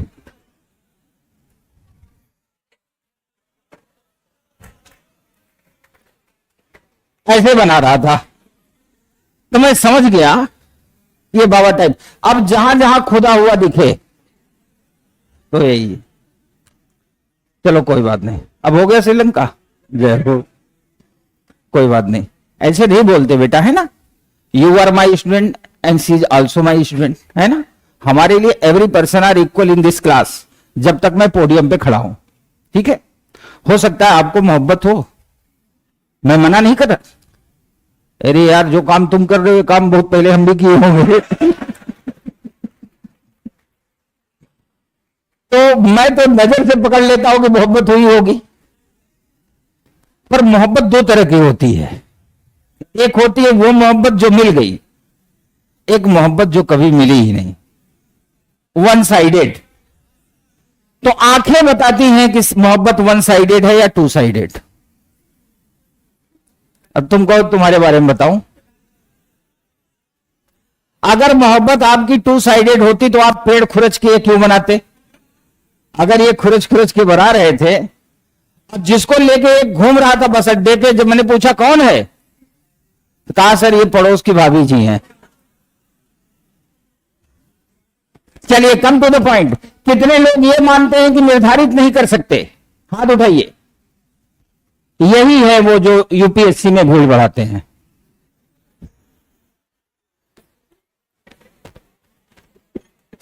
जो होता है ना, 5 लाख लोगों ने पेपर दिया, सड़क पे हुआ जाम, ट्रेनें खचाखच भरी, 2 के ऊपर 2 बैठे, अखबारों में आता है ना, यही है। अब इधर देखो, अब इस प्रश्न में लंबा भी है, नाटा भी है, भारी भी है, हल्का भी है। तो अब चूंकि मैं चाहता तो कैलेंडर के बाद क्लॉक टॉपिक करा सकता था, पर मैंने इसलिए नहीं करा कि 2-2 टॉपिक में कैलकुलेशन वाला नहीं चाहता था। मैं चाहता था पहले आपके समझ बढ़े। तो ये सारे प्रश्न प्रॉब्लम सॉल्विंग के हैं। प्रॉब्लम सॉल्विंग की खासियत क्या है कि यूपीएससी में जब प्रश्न आएगा तो पहले तो आप प्रश्न पढ़ना सीखो, जो कि आदत में होता नहीं, हम जल्दी से पढ़ लेते हैं। तो पहली बात, प्रश्न ध्यान से पढ़ेंगे। दूसरी बात, प्रश्न की एनालिसिस करेंगे। तीसरी बात, हम ये सोचेंगे प्रश्न शुरू कहां से करें। अब देखो, मैं प्रश्न पढ़ता हूं और आपको बताता हूं एनालिसिस कहां होगी। ABCD 5 व्यक्ति हैं, A B से लंबा है परंतु C से हल्का है, यानी लंबा हल्का चल रहा है, नाटा भी चल रहा है। लास्ट में 2 लाइन है, जो सबसे नाटा है वो सबसे भारी होगा, पहली बात। तो ये लाइन बहुत इंपॉर्टेंट नहीं है। इंपॉर्टेंट लाइन है कि लंबा से नाटा के क्रम में, भारी से हल्का के क्रम में कोई भी व्यक्ति सेम प्लेस पर नहीं है, समान स्थान पे नहीं है। और ये आपको तभी दिखेगा जब आप अपने सामने बना के रखेंगे। तो प्रश्न अटेम्प्ट करने का तरीका ये होता है कि 1 2 3 4 5, 1 2 3 4 5, ये लंबाई वाला है, और ये वजन वाला है। जाहिर सी बात है अगर कोई लंबाई में तीसरे स्थान पे होगा तो वजन में तीसरे स्थान पे, और ये तभी हमें दिखेगा जब इनको हम सीक्वेंस में बनाएंगे। ठीक है, इसके बाद डेटा बहुत कॉम्प्लिकेटेड है। जब डेटा कॉम्प्लिकेटेड हो तो आप अगर उठा उठा के वहां से अटेम्प्ट करेंगे तो भी आपका आंसर नहीं आएगा। और ये जितनी लाइन मैं बोल रहा हूं यही से है सी सेट। इस प्रश्न का उत्तर तो है उत्तर, यानी प्रश्न और उत्तर, तो प्रश्न और उत्तर से तो सी सेट होगा नहीं। जितनी लाइन मैं बोल रहा हूं इसको अटेम्प्ट करते वक्त यही है सी सेट, यही है लर्निंग। पहले हमने प्रश्न ध्यान से पढ़ा, फिर हमने सोचा कि हम क्या कर सकते हैं। तो हमारे पास एक ही रास्ता था कि लंबा से नाटा के क्रम में, भारी से हल्का के क्रम में कोई सेम प्लेस पे ना हो, तो हमने बना दिया। अब इसके बाद हम क्या करेंगे, चूंकि डेटा कॉम्प्लिकेटेड है, लंबा है, नाटा है, भारी है, हल्का है, जो सबसे नाटा है वो सबसे भारी है, तो डेटा तो कॉम्प्लिकेटेड है। जब भी किसी प्रश्न में डेटा कॉम्प्लिकेटेड होगा, अगर आप उसे नोट नहीं करोगे तो आप उसका आंसर कर नहीं सकते। आपको मैं एक एग्जांपल दे दूं। अभी अभी थोड़ी देर पहले हमने एक प्रश्न अटेम्प्ट किया था कि बी और सी के बीच में 7 व्यक्ति हैं, ए और बी के बीच में 4 व्यक्ति हैं, ए के पीछे 13 व्यक्ति हैं, सी के आगे 11 व्यक्ति हैं। याद है? और जब इस प्रश्न को मैं अटेम्प्ट कर रहा था तो मैं तो सीधा बना सकता था ना, लेकिन आपने नोटिस किया होगा पहले मैंने यहां बगल में लिखा था। क्यों? क्योंकि जैसे ही आप बगल में लिखोगे छोटे में, तो आप ये सोच सकते हो ना कि डेटा कहां शिफ्ट होगा। अगर आपने लिखा ही नहीं तो डेटा शिफ्ट नहीं होगा, तो लिखना जरूरी है। अब हम क्या करेंगे, यहां रफ बनाएंगे, ये लंबाई वाला, ये वजन वाला। ए बी से लंबा है, लंबा हो गया, परंतु सी से हल्का है, हल्का भी हो गया। फिर कहता है डी सी से लंबा है। अब ध्यान से देखो, ए बी का डी सी से कोई लेना देना नहीं, तो बगल में लिखो डी सी से लंबा है, परंतु ई से बी से भारी है, तो डी बी से भारी। अब अगली लाइन में कहता है ई ए से लंबा है, ए से, ई ए से लंबा है, ई ए से लंबा है, परंतु सबसे लंबा। अब अगर जैसे मैं कहता हूं ना स्मार्ट अप्रोच, आपको पता है ए बी सी डी 5 ही लोग हैं, ए बी से लंबा है और ई ए से लंबा है, तो 3 तो ये हो ही गए, अब 2 ही शेष बचे। उसने कहा ई सबसे लंबा नहीं है। अगर ई सबसे लंबा नहीं है तो 2 कंडीशन होगी। पहला, या तो ई से ऊपर 2 व्यक्ति होंगे, और यदि ऐसा नहीं हुआ तो कम से कम एक व्यक्ति तो ई के ऊपर होगा ही होगा। तो हमने डैश डैश करके यहां बना दिया कि यानी किसी भी स्थिति में ई टॉप पे नहीं जाएगा। समझ में आया? फिर है ई डी से भारी है ना, तो ई डी से भारी है, बन गया। एकदम रिलैक्स मोड में देखो, मेरी क्लास में प्रश्न चाहे 2 ही हो, पर रिलैक्स मोड में, मतलब वो जिंदगी में कभी दिमाग से निकले ना। अब इसे हमें यहां सेट करना है। पहला सवाल कि हम सेट किसे करें, वजन को या लंबाई को? लंबाई को करेंगे। क्यों? क्योंकि हमारे पास डेटा ज्यादा है। कैसे ज्यादा है? आप कहोगे सर ई डी बी 3 यहां भी है, ई ए बी 3 यहां भी है, पर यहां 3 नहीं है, यहां डेटा है 4, डैश डैश लाइन। तो सबसे पहले हम लंबाई को रखेंगे। अगर लंबाई की जगह यही डॉटेड लाइन यहां होती वजन पे, तो हम वजन को पहले रखते। ये भी सीखते रहो। मान लो ये प्रश्न मैं यहां करा दे रहा हूं, यूपीएससी ने एग्जाम में कुछ और दिया, उसने ए बी सी डी 5 व्यक्तियों का नाम दिया, फिर बताया कि इन लोगों की जो वजन है, वजन दे दिया, और एक तरफ इनकी कमाई दे दिया, अर्निंग सोर्स, पैसा। और दोबारा उसने क्या किया कि जो यहां ई को हम ले जाके सबसे टॉप नहीं बना रहे, वो इसको शिफ्ट कर देगा अर्निंग पे। ऐसा भी हो सकता है कि UPSC A B C D 3 नाम दे, इनकी लंबाई से भी संबंधित डेटा दे दे, वजन से भी दे दे, और इनकी कमाई से संबंधित दे दे। फिर आपको 3 लेके चलना होगा। इसीलिए मैं कहता हूं कि learning, this is the learning process, CSAT is only learning. कई स्टूडेंट को ये लगता है कि रीजनिंग मैथ है, अगर यार रीजनिंग मैथ होता ना तो जितने कोचिंग में पढ़ाते हैं रीजनिंग मैथ, ये कब का आईएएस हो गए होते। ये स्वतः फेल है सी सेट में। सी सेट का मतलब होता क्या हम सीखे, मतलब इन फ्यूचर इस क्वेश्चन के बाद अगर कोई चैलेंज आएगा तो हम कैसे अटेम्प्ट करेंगे, यही सीखना है। अब हमने ये डेटा इसलिए उठाया क्योंकि यहां ज्यादा डेटा है, अब इसको हम यहां ले आके रखेंगे। अब आप ध्यान से देखना मेरा हाथ, ई ए बी यहां तो रख नहीं सकते, ई को टॉप पे नहीं ले जा सकते, तो ई को रखने के हमारे पास दो ही रास्ते हैं। हम ई को यहां रख दें, ए को यहां रख दें और बी को यहां रख दें, पहला रास्ता ये था। और डी और सी को यहां रख दें। डी और सी की इनसे कोई तुलना तो नहीं है, पर गैंग तो 5 लोगों की है ना, तो जहां जगह खाली होगी वहां डी सी सेट होंगे। अब यहां ध्यान से देखना, इस हिसाब से बी सबसे नाटा हो जाएगा, और प्रश्न में लिखा है कि जो सबसे नाटा होगा वही सबसे भारी होगा। अब जरा खुली आंखों से इधर देखो, बी से भारी ऑलरेडी डी भी है, और तो बी तो सबसे भारी हो ही नहीं सकता। खुली आंखों से दिख रहा है ना कि बी से भारी डी है और डी से भारी ई है, तो बी सबसे भारी कैसे हो सकता, दो लोग तो ऑलरेडी इससे भारी हैं। इसका मतलब जो मैं सोच रहा हूं वो क्या है, गलत है। इसका मतलब ये गलत है। अब ई ए बी को यहां रख नहीं सकते, ई को टॉप पे ले नहीं जा सकते। Now I have the single option E A और बी, हमारे पास ये सिंगल ऑप्शन था। अब कह रहा है डी सी से लंबा है, डी सी से लंबा होना चाहिए। कितना लंबा है ये तो नहीं दिया, यानी डी ऊपर होगा सी नीचे होगा तो लंबा ही हुआ। और हमारी मजबूरी यहां रखने की क्यों है, क्योंकि ये पांचों एक गठबंधन में है तो प्लेस में तो आएगा ही। तो नाउ डी यहां और सी यहां।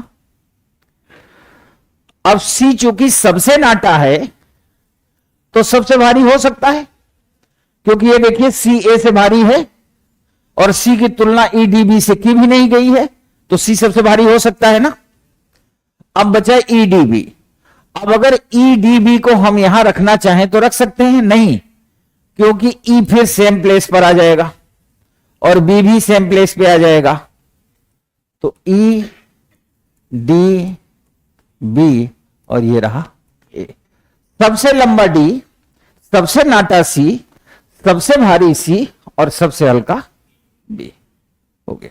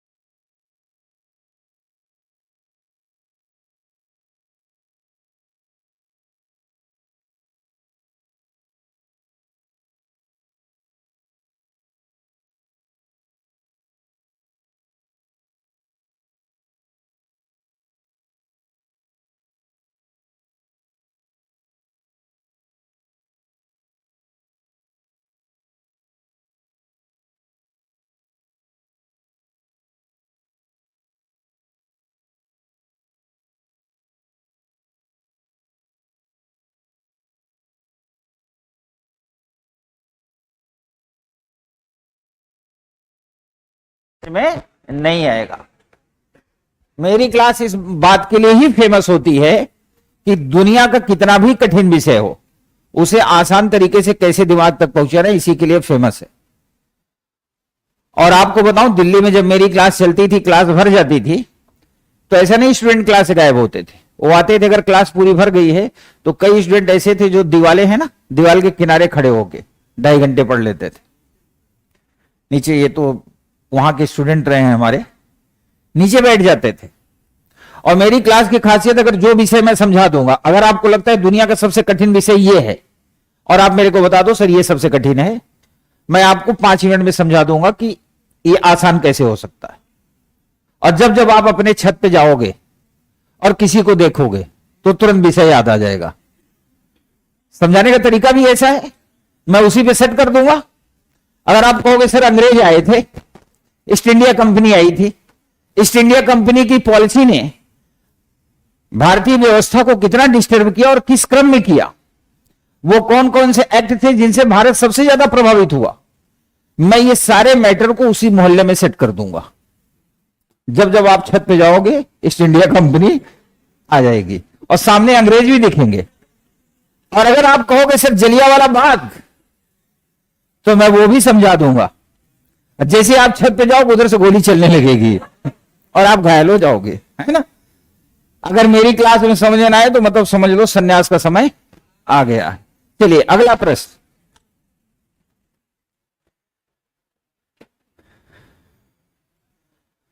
पांच दोस्त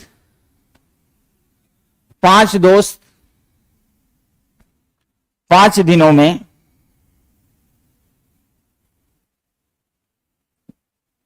5 अलग अलग विषय पढ़ाते हैं।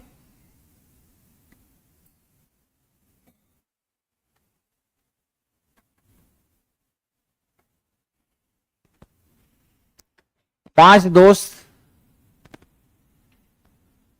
5 दिनों में 5 अलग अलग विषय पढ़ाते हैं।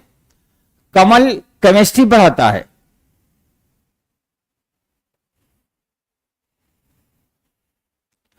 कमल केमिस्ट्री पढ़ाता है। उसके ठीक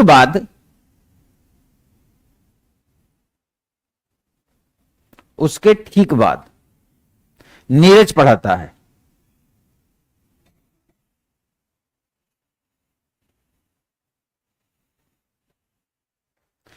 इतिहास के ठीक बाद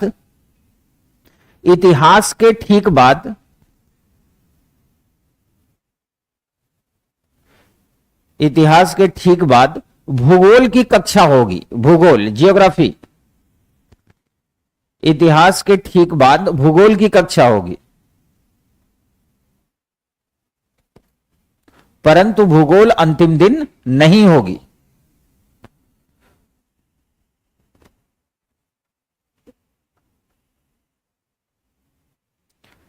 फिजिक्स से पहले उतने ही विषय हैं जितने कि फिजिक्स के बाद।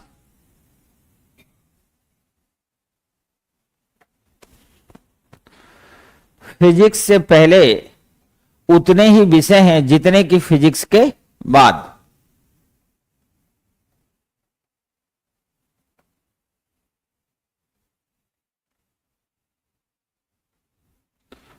मोहन से ठीक पहले चेतन पढ़ाता है।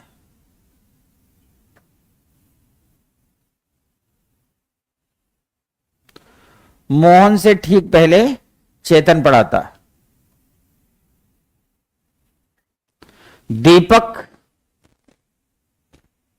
दीपक ना तो फिजिक्स पढ़ाता है और ना ही मनोविज्ञान।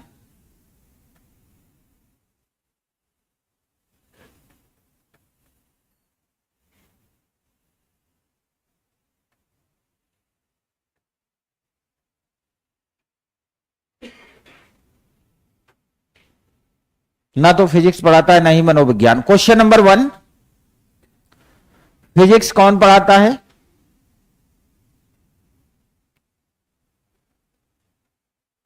क्वेश्चन नंबर 2, पहले दिन कौन सी क्लास होगी और कौन पढ़ाएगा?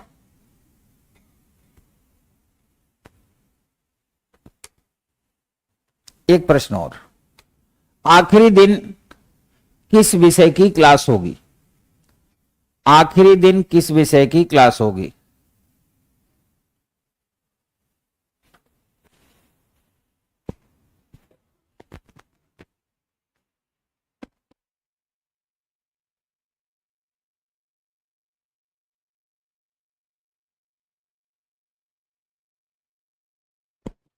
अटेम्प्ट करिए, अटेम्प्ट करिए, तब तक मैं ऑनलाइन वालों का मैसेज पढ़ लूं।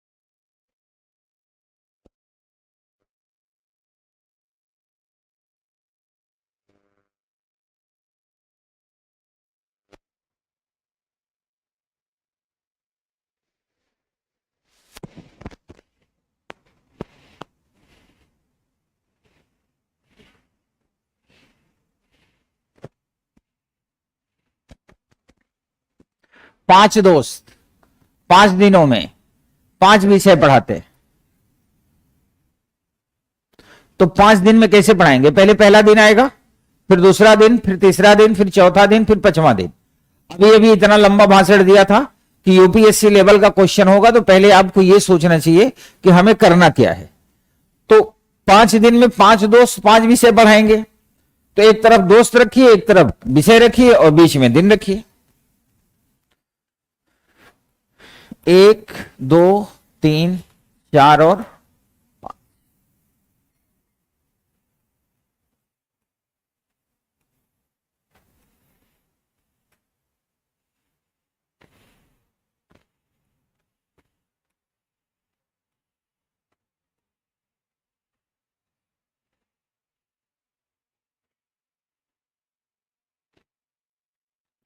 5 दोस्त 5 दिनों में 5 विषय पढ़ाते। कमल केमिस्ट्री पढ़ाता है, तो पॉजिटिव तो है पर कंफर्म नहीं, कहीं भी पढ़ा सकता है।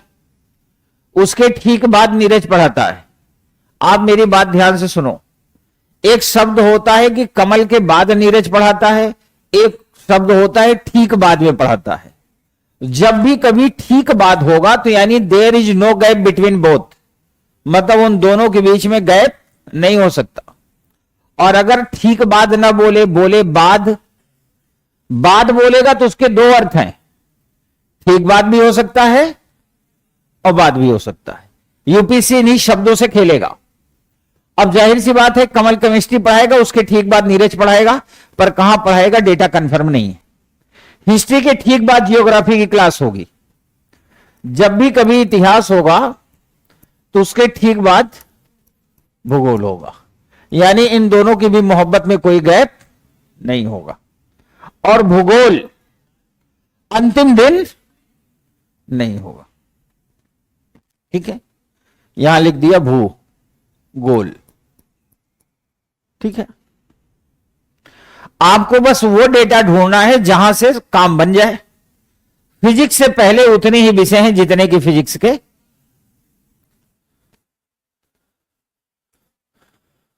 तो फिजिक्स से पहले उतने ही विषय हैं जितने की फिजिक्स के बाद। ये बैठ गया। अब फिजिक्स रखने के बाद अब आपके दिमाग में फिर एक सवाल आएगा कि सर पहले टीचर वाला उठाएं या पहले सब्जेक्ट वाला। तो जिसके बारे में पहले से क्लियर हो उसे आप पहले उठाओ। बिल्कुल क्लियर है कि इतिहास के ठीक बाद भूगोल होगा, है ना, और भूगोल अंतिम दिन नहीं होगा, यह भी क्लियर है। और ये जहां जाएंगे दोनों साथ साथ जाएंगे, इनको आप अलग नहीं कर सकते। तो अब ये कहां जाएंगे, कितना ऊपर,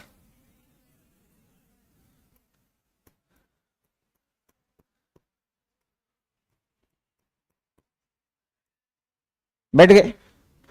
अब कमल केमिस्ट्री भी पढ़ा लेगा और उसके ठीक बाद नीरज भी पढ़ा लेगा। यानी जब कमल केमिस्ट्री पढ़ाएगा जहां पर, उसी के ठीक नीचे नीरज पढ़ाएगा। यानी केमिस्ट्री के नीचे एक सब्जेक्ट होना चाहिए। तो केमिस्ट्री कहां आएगा, यहां केमिस्ट्री, और ये पढ़ाएगा कमल। उसके ठीक बाद पढ़ाएगा एक विषय, इसमें है मनोविज्ञान।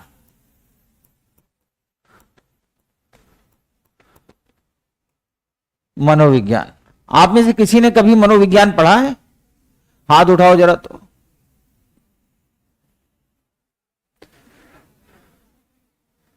ठीक है, शेष लोग पढ़ा है?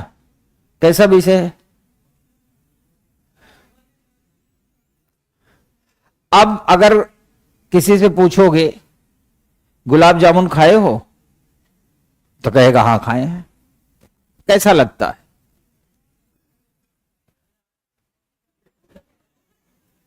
गजब। इसका मतलब ये उछाल उछाल के खाया है, इसने अलग फीलिंग में खाया है।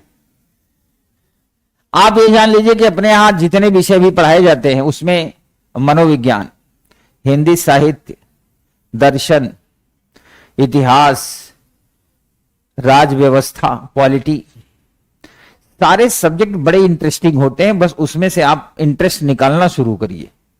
अगर आपको इंटरेस्ट निकालना आता है तो आपको सब्जेक्ट इंटरेस्टिंग लगेगा, और अगर इंटरेस्ट निकालना नहीं आता तो आप यकीन मानो आप उसे 70 बार रिवाइज कर लो, 70 बार, और जब प्रश्न पूछेगा तो फंस जाएंगे।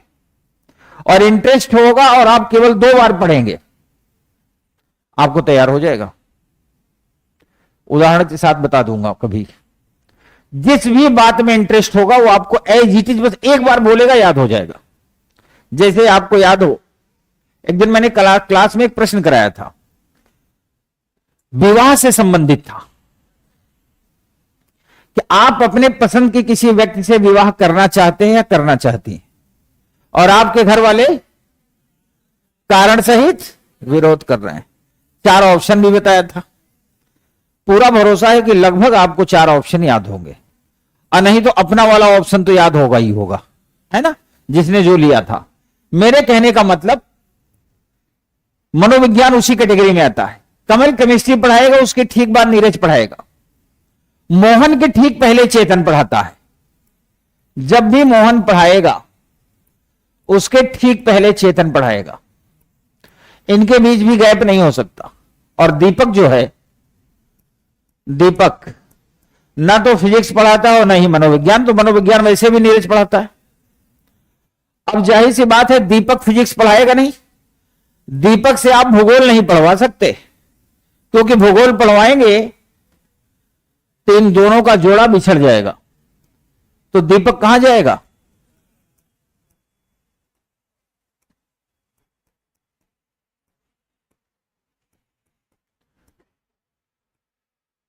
हो गया, ये होगा आंसर। हमारे ख्याल से सबका आ भी गया होगा।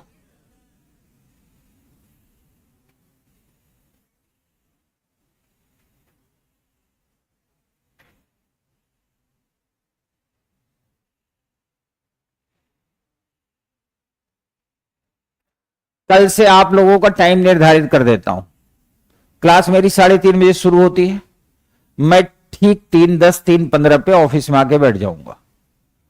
फर्स्ट मीटिंग किसका होगा? लड़कों का। आपको जितने भी सवाल पूछने हैं आप आगे पूछ सकते हो। अगर आपको लगता है कि आपकी शादी कब होगी पूछना है तो आप ये भी पूछ सकते हो। सेकेंड मीटिंग होगा लड़कियों का, लेकिन आज किसी का नहीं होगा। आज भर नहीं, ये नियम कल से शुरू होगा। ठीक है, आज क्लास के बाद मैं ऑफिस में नहीं बैठूंगा, कल से बैठेंगे। तो अब टाइम डिवाइड कर दिया। अब यहां पे लेटर नहीं दिखने चाहिए, टेबल पे लेटर नहीं दिखना चाहिए। जिसका भी लेटर हो आप क्लास से पहले क्लास के बाद मिलिए। ठीक है, यहां आप रख सकते हो लेटर लिख के। वही अगर दिल में चोट लगी है तो आप यहां रख सकते हो। कोई कविता शायरी है वो रख सकते हो, पर प्रश्न कहां पूछोगे? इसके पीछे भी मनोविज्ञान है। इसके पीछे मनोविज्ञान क्या है? मैं ये मानता हूं कि जो जिज्ञासा रखता होगा, जिसे जिज्ञासा होगी ना, वो 7 समुद्र पार भी अपनी जिज्ञासा की तलाश में जाएगा। अब जिज्ञासा का मतलब कुछ और ना समझ लेना, है ना। और जिसे जिज्ञासा नहीं होगी, आप उसे कितना भी घोल के पिलाओ उसके दिमाग में उतरेगा नहीं। इसीलिए तो जिसको एडिशनल डाउट है, मैंने क्लास से पहले और क्लास के बाद का टाइम फिक्स कर दिया। अब आप यहां लेटर रख सकते हो, पर वो जो मैंने कहा वही, दूसरे नहीं। चलो एक प्रश्न और करते हैं। एक 3 मंजिले इमारत के प्रत्येक मंजिल पे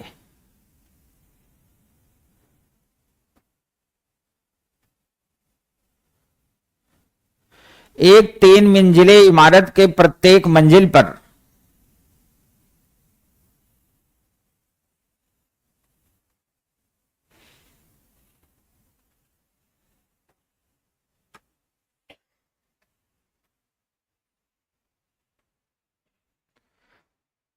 एक 3 मंजिले इमारत के प्रत्येक मंजिल पर 3 फ्लैट हैं। ऑनलाइन वालों क्वेश्चन लिख लो, फिर मामला आगे बढ़ाएंगे हम लोग। एक 3 मंजिले इमारत के प्रत्येक मंजिल पर 3 फ्लैट हैं। इनमें रहने वाले व्यक्तियों का नाम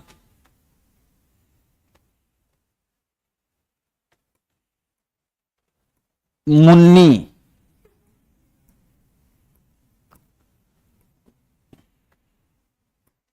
गुड़िया,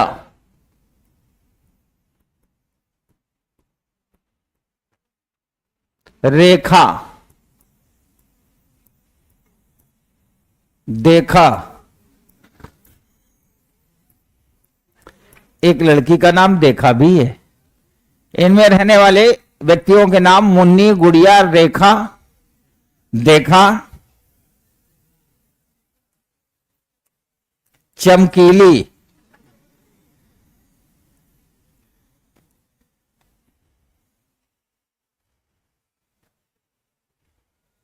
और कौन सा बेटा? क्या कह रहा है?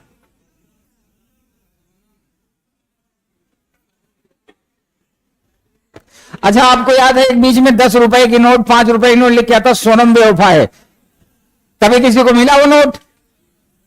सोचो कितना बड़ा बाबा रहा होगा। उसने पूरी नोट पे, मतलब ये ट्रेंड में था सोनम, जबकि पता नहीं सोनम थी भी कि नहीं, बेवफा है। मुन्नी, गुड़िया, रेखा, देखा, चमकीली, और मैं भी सोच रहा हूं कौन सा नाम दे दूं।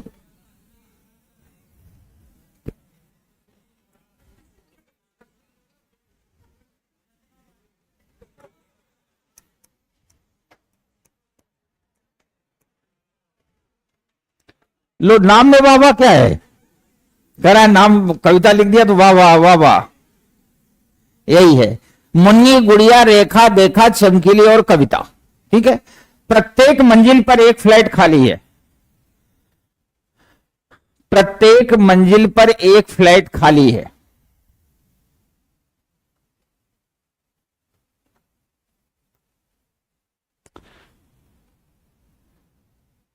परंतु ये खाली फ्लैट, परंतु ये खाली फ्लैट समान स्तंभ में नहीं है। Not in the same column. स्तंभ मतलब होता है कॉलम, परंतु ये खाली फ्लैट समान स्तंभ में नहीं है।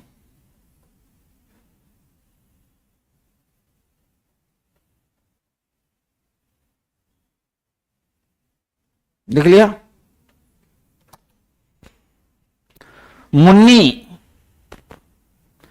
सबसे ऊपरी मंजिल पर बाईं ओर रहती है। बाईं मतलब लेफ्ट।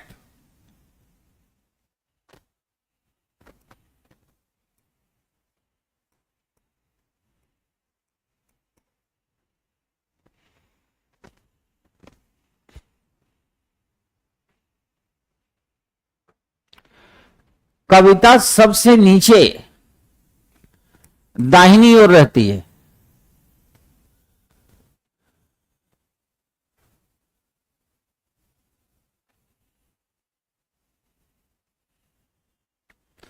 रेखा और देखा, रेखा और देखा,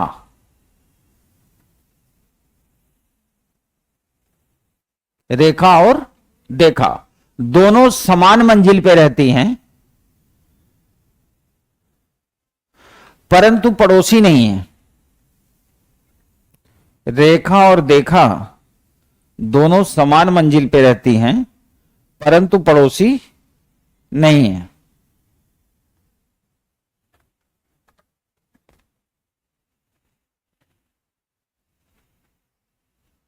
चमकीली, चमकीली देखा के मंजिल के नीचे नहीं रहती है। चमकीली देखा की मंजिल के नीचे नहीं रहती है।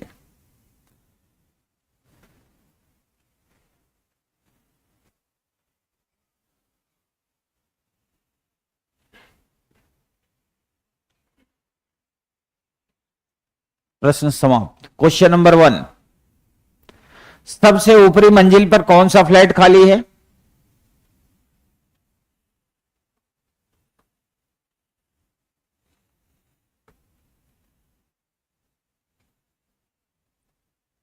प्रश्न नंबर 2, दूसरी मंजिल पर बाईं ओर यानी लेफ्ट,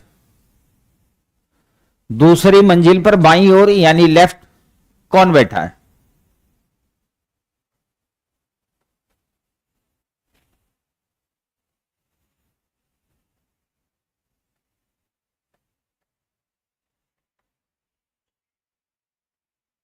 शुरू हो जाइए।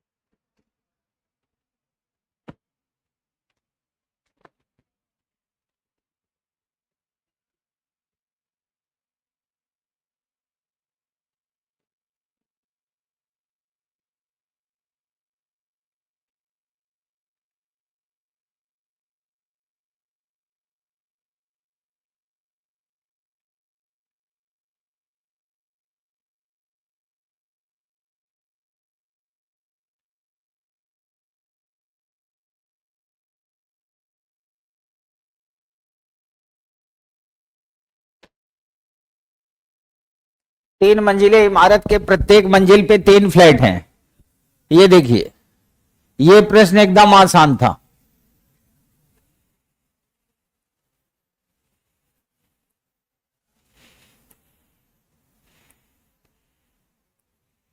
ये फ्लैट बन गए।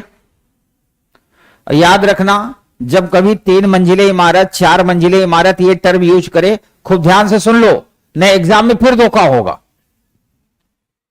सामान्यतः जो लोग शहरी व्यवस्था में रहते हैं, खासकर दिल्ली, मुंबई, बड़े शहरों में, प्रयागराज तो अपना देसी टाइप का शहर है,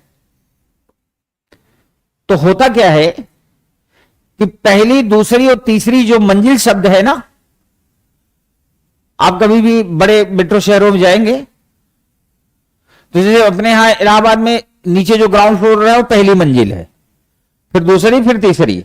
आप बड़े शहरों में जाएंगे तो नीचे को कहते हैं ग्राउंड फ्लोर, फिर पहला, दूसरा, तीसरा। याद रखना, यूपीएससी यहां से गेम करेगा, और जब गेम करेगा तो एक टर्म यूज करेगा। अगर वो सिंपल बोल दे कि तीन मंजिले इमारत के प्रत्येक मंजिल पे तीन फ्लैट हैं, तो अब आपको वहां बेसमेंट और ग्राउंड फ्लोर बनाने की जरूरत नहीं है। लेकिन अगर उसने मेंशन कर दिया कि एक तीन मंजिले इमारत पर प्रत्येक मंजिल पर दो फ्लैट हैं, तो रहने वाले व्यक्ति 6 होंगे, तो उसने व्यक्तियों का नाम दे दिया 8। या उसने क्या किया, व्यक्तियों के नाम तो 6 दिए, पर उसने कहा दूसरी मंजिल पे दाहिने वाला और तीसरी मंजिल पे बाएं वाला फ्लैट खाली है, और प्रत्येक फ्लैट में एक ही व्यक्ति रहेगा। ध्यान सुनना, तो जाहिर सी बात है 6 फ्लैट उसने बताए, 2 उसने खाली करा दिए और नाम दे दिए 6, तो 4 ही लोग रह पाएंगे, 2 कहां जाएंगे, 2 जाएंगे। ऐसे प्रश्नों में हमेशा नीचे ग्राउंड फ्लोर मेंटेन होगा, फिर फर्स्ट, सेकंड, थर्ड। कोई बात नहीं, आज मैं ओरल बता रहा हूं क्योंकि अब क्लास ओवर होने का टाइम हो गया, तो मैं क्लास ना तो देर से आता हूं और न ही देर तक पढ़ाता हूं। क्लास शुरू हुई टाइम से खत्म। अब आप इसको खत्म करते हैं। कल सैटरडे है, कल मिलेंगे तो जहां कहोगे वहां बैठा देंगे, ठीक है। अब इस प्रश्न में कह रहा है मुन्नी सबसे ऊपर कहां है, बाएं। अब आप बिल्डिंग के सामने खड़े हो गए, आपका बायां, बिल्डिंग का बायां, आपका दायां। ये भी अपने दिमाग में रख लो, सड़क, नदी, बस, कार या ये बिल्डिंग, ये आपके लेफ्ट राइट से डिसाइड होंगे। नदी के मामले में एक बात कही जाती है कि नदी का फ्लो जिधर हो उससे लेफ्ट राइट डिसाइड करते हैं, लेकिन जनरली जो ये मतलब सजीव नहीं है उनमें लेफ्ट राइट का डिसीजन आपके अकॉर्डिंग होगा। तो ये बिल्डिंग है तो लेफ्ट ये है, राइट ये है। लेफ्ट में सबसे ऊपर कौन है, मुन्नी, और राइट में सबसे नीचे कौन है, कविता। और प्रत्येक मंजिल पर एक फ्लैट खाली होना है। उसने कहा रेखा और देखा समान मंजिल पे है परंतु पड़ोसी नहीं है। अब ये समान मंजिल पे होंगी, पड़ोसी भी नहीं होनी चाहिए, एक ही रास्ता बचा है, ये वाला। तो आप यहां लिखेंगे रेखा ऑब्लिक और देखा ऑब्लिक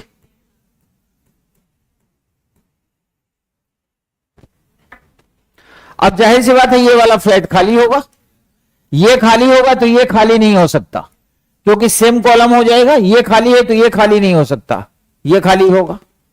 अब कह रहा है कि चमकीली देखा के मंजिल के नीचे नहीं रहती, तो देखा की मंजिल कौन है, सेकंड फ्लोर। चमकीली यहां नहीं रहेगी, चमकीली कहां जाएगी, चमकीली ऊपर चमकेगी, और नीचे कौन आएगा, ये गुड़िया नाम जो है ना,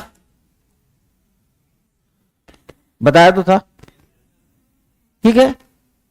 यहीं से क्लास आज की समाप्त। रेखा को देखा निर्धारित नहीं कर सकते, सबसे ऊपर कौन सा फ्लैट खाली है, दाहिने साइड किनारे वाला, और तीसरा क्यों, बाबा जी ने बताया कि ये पहला है।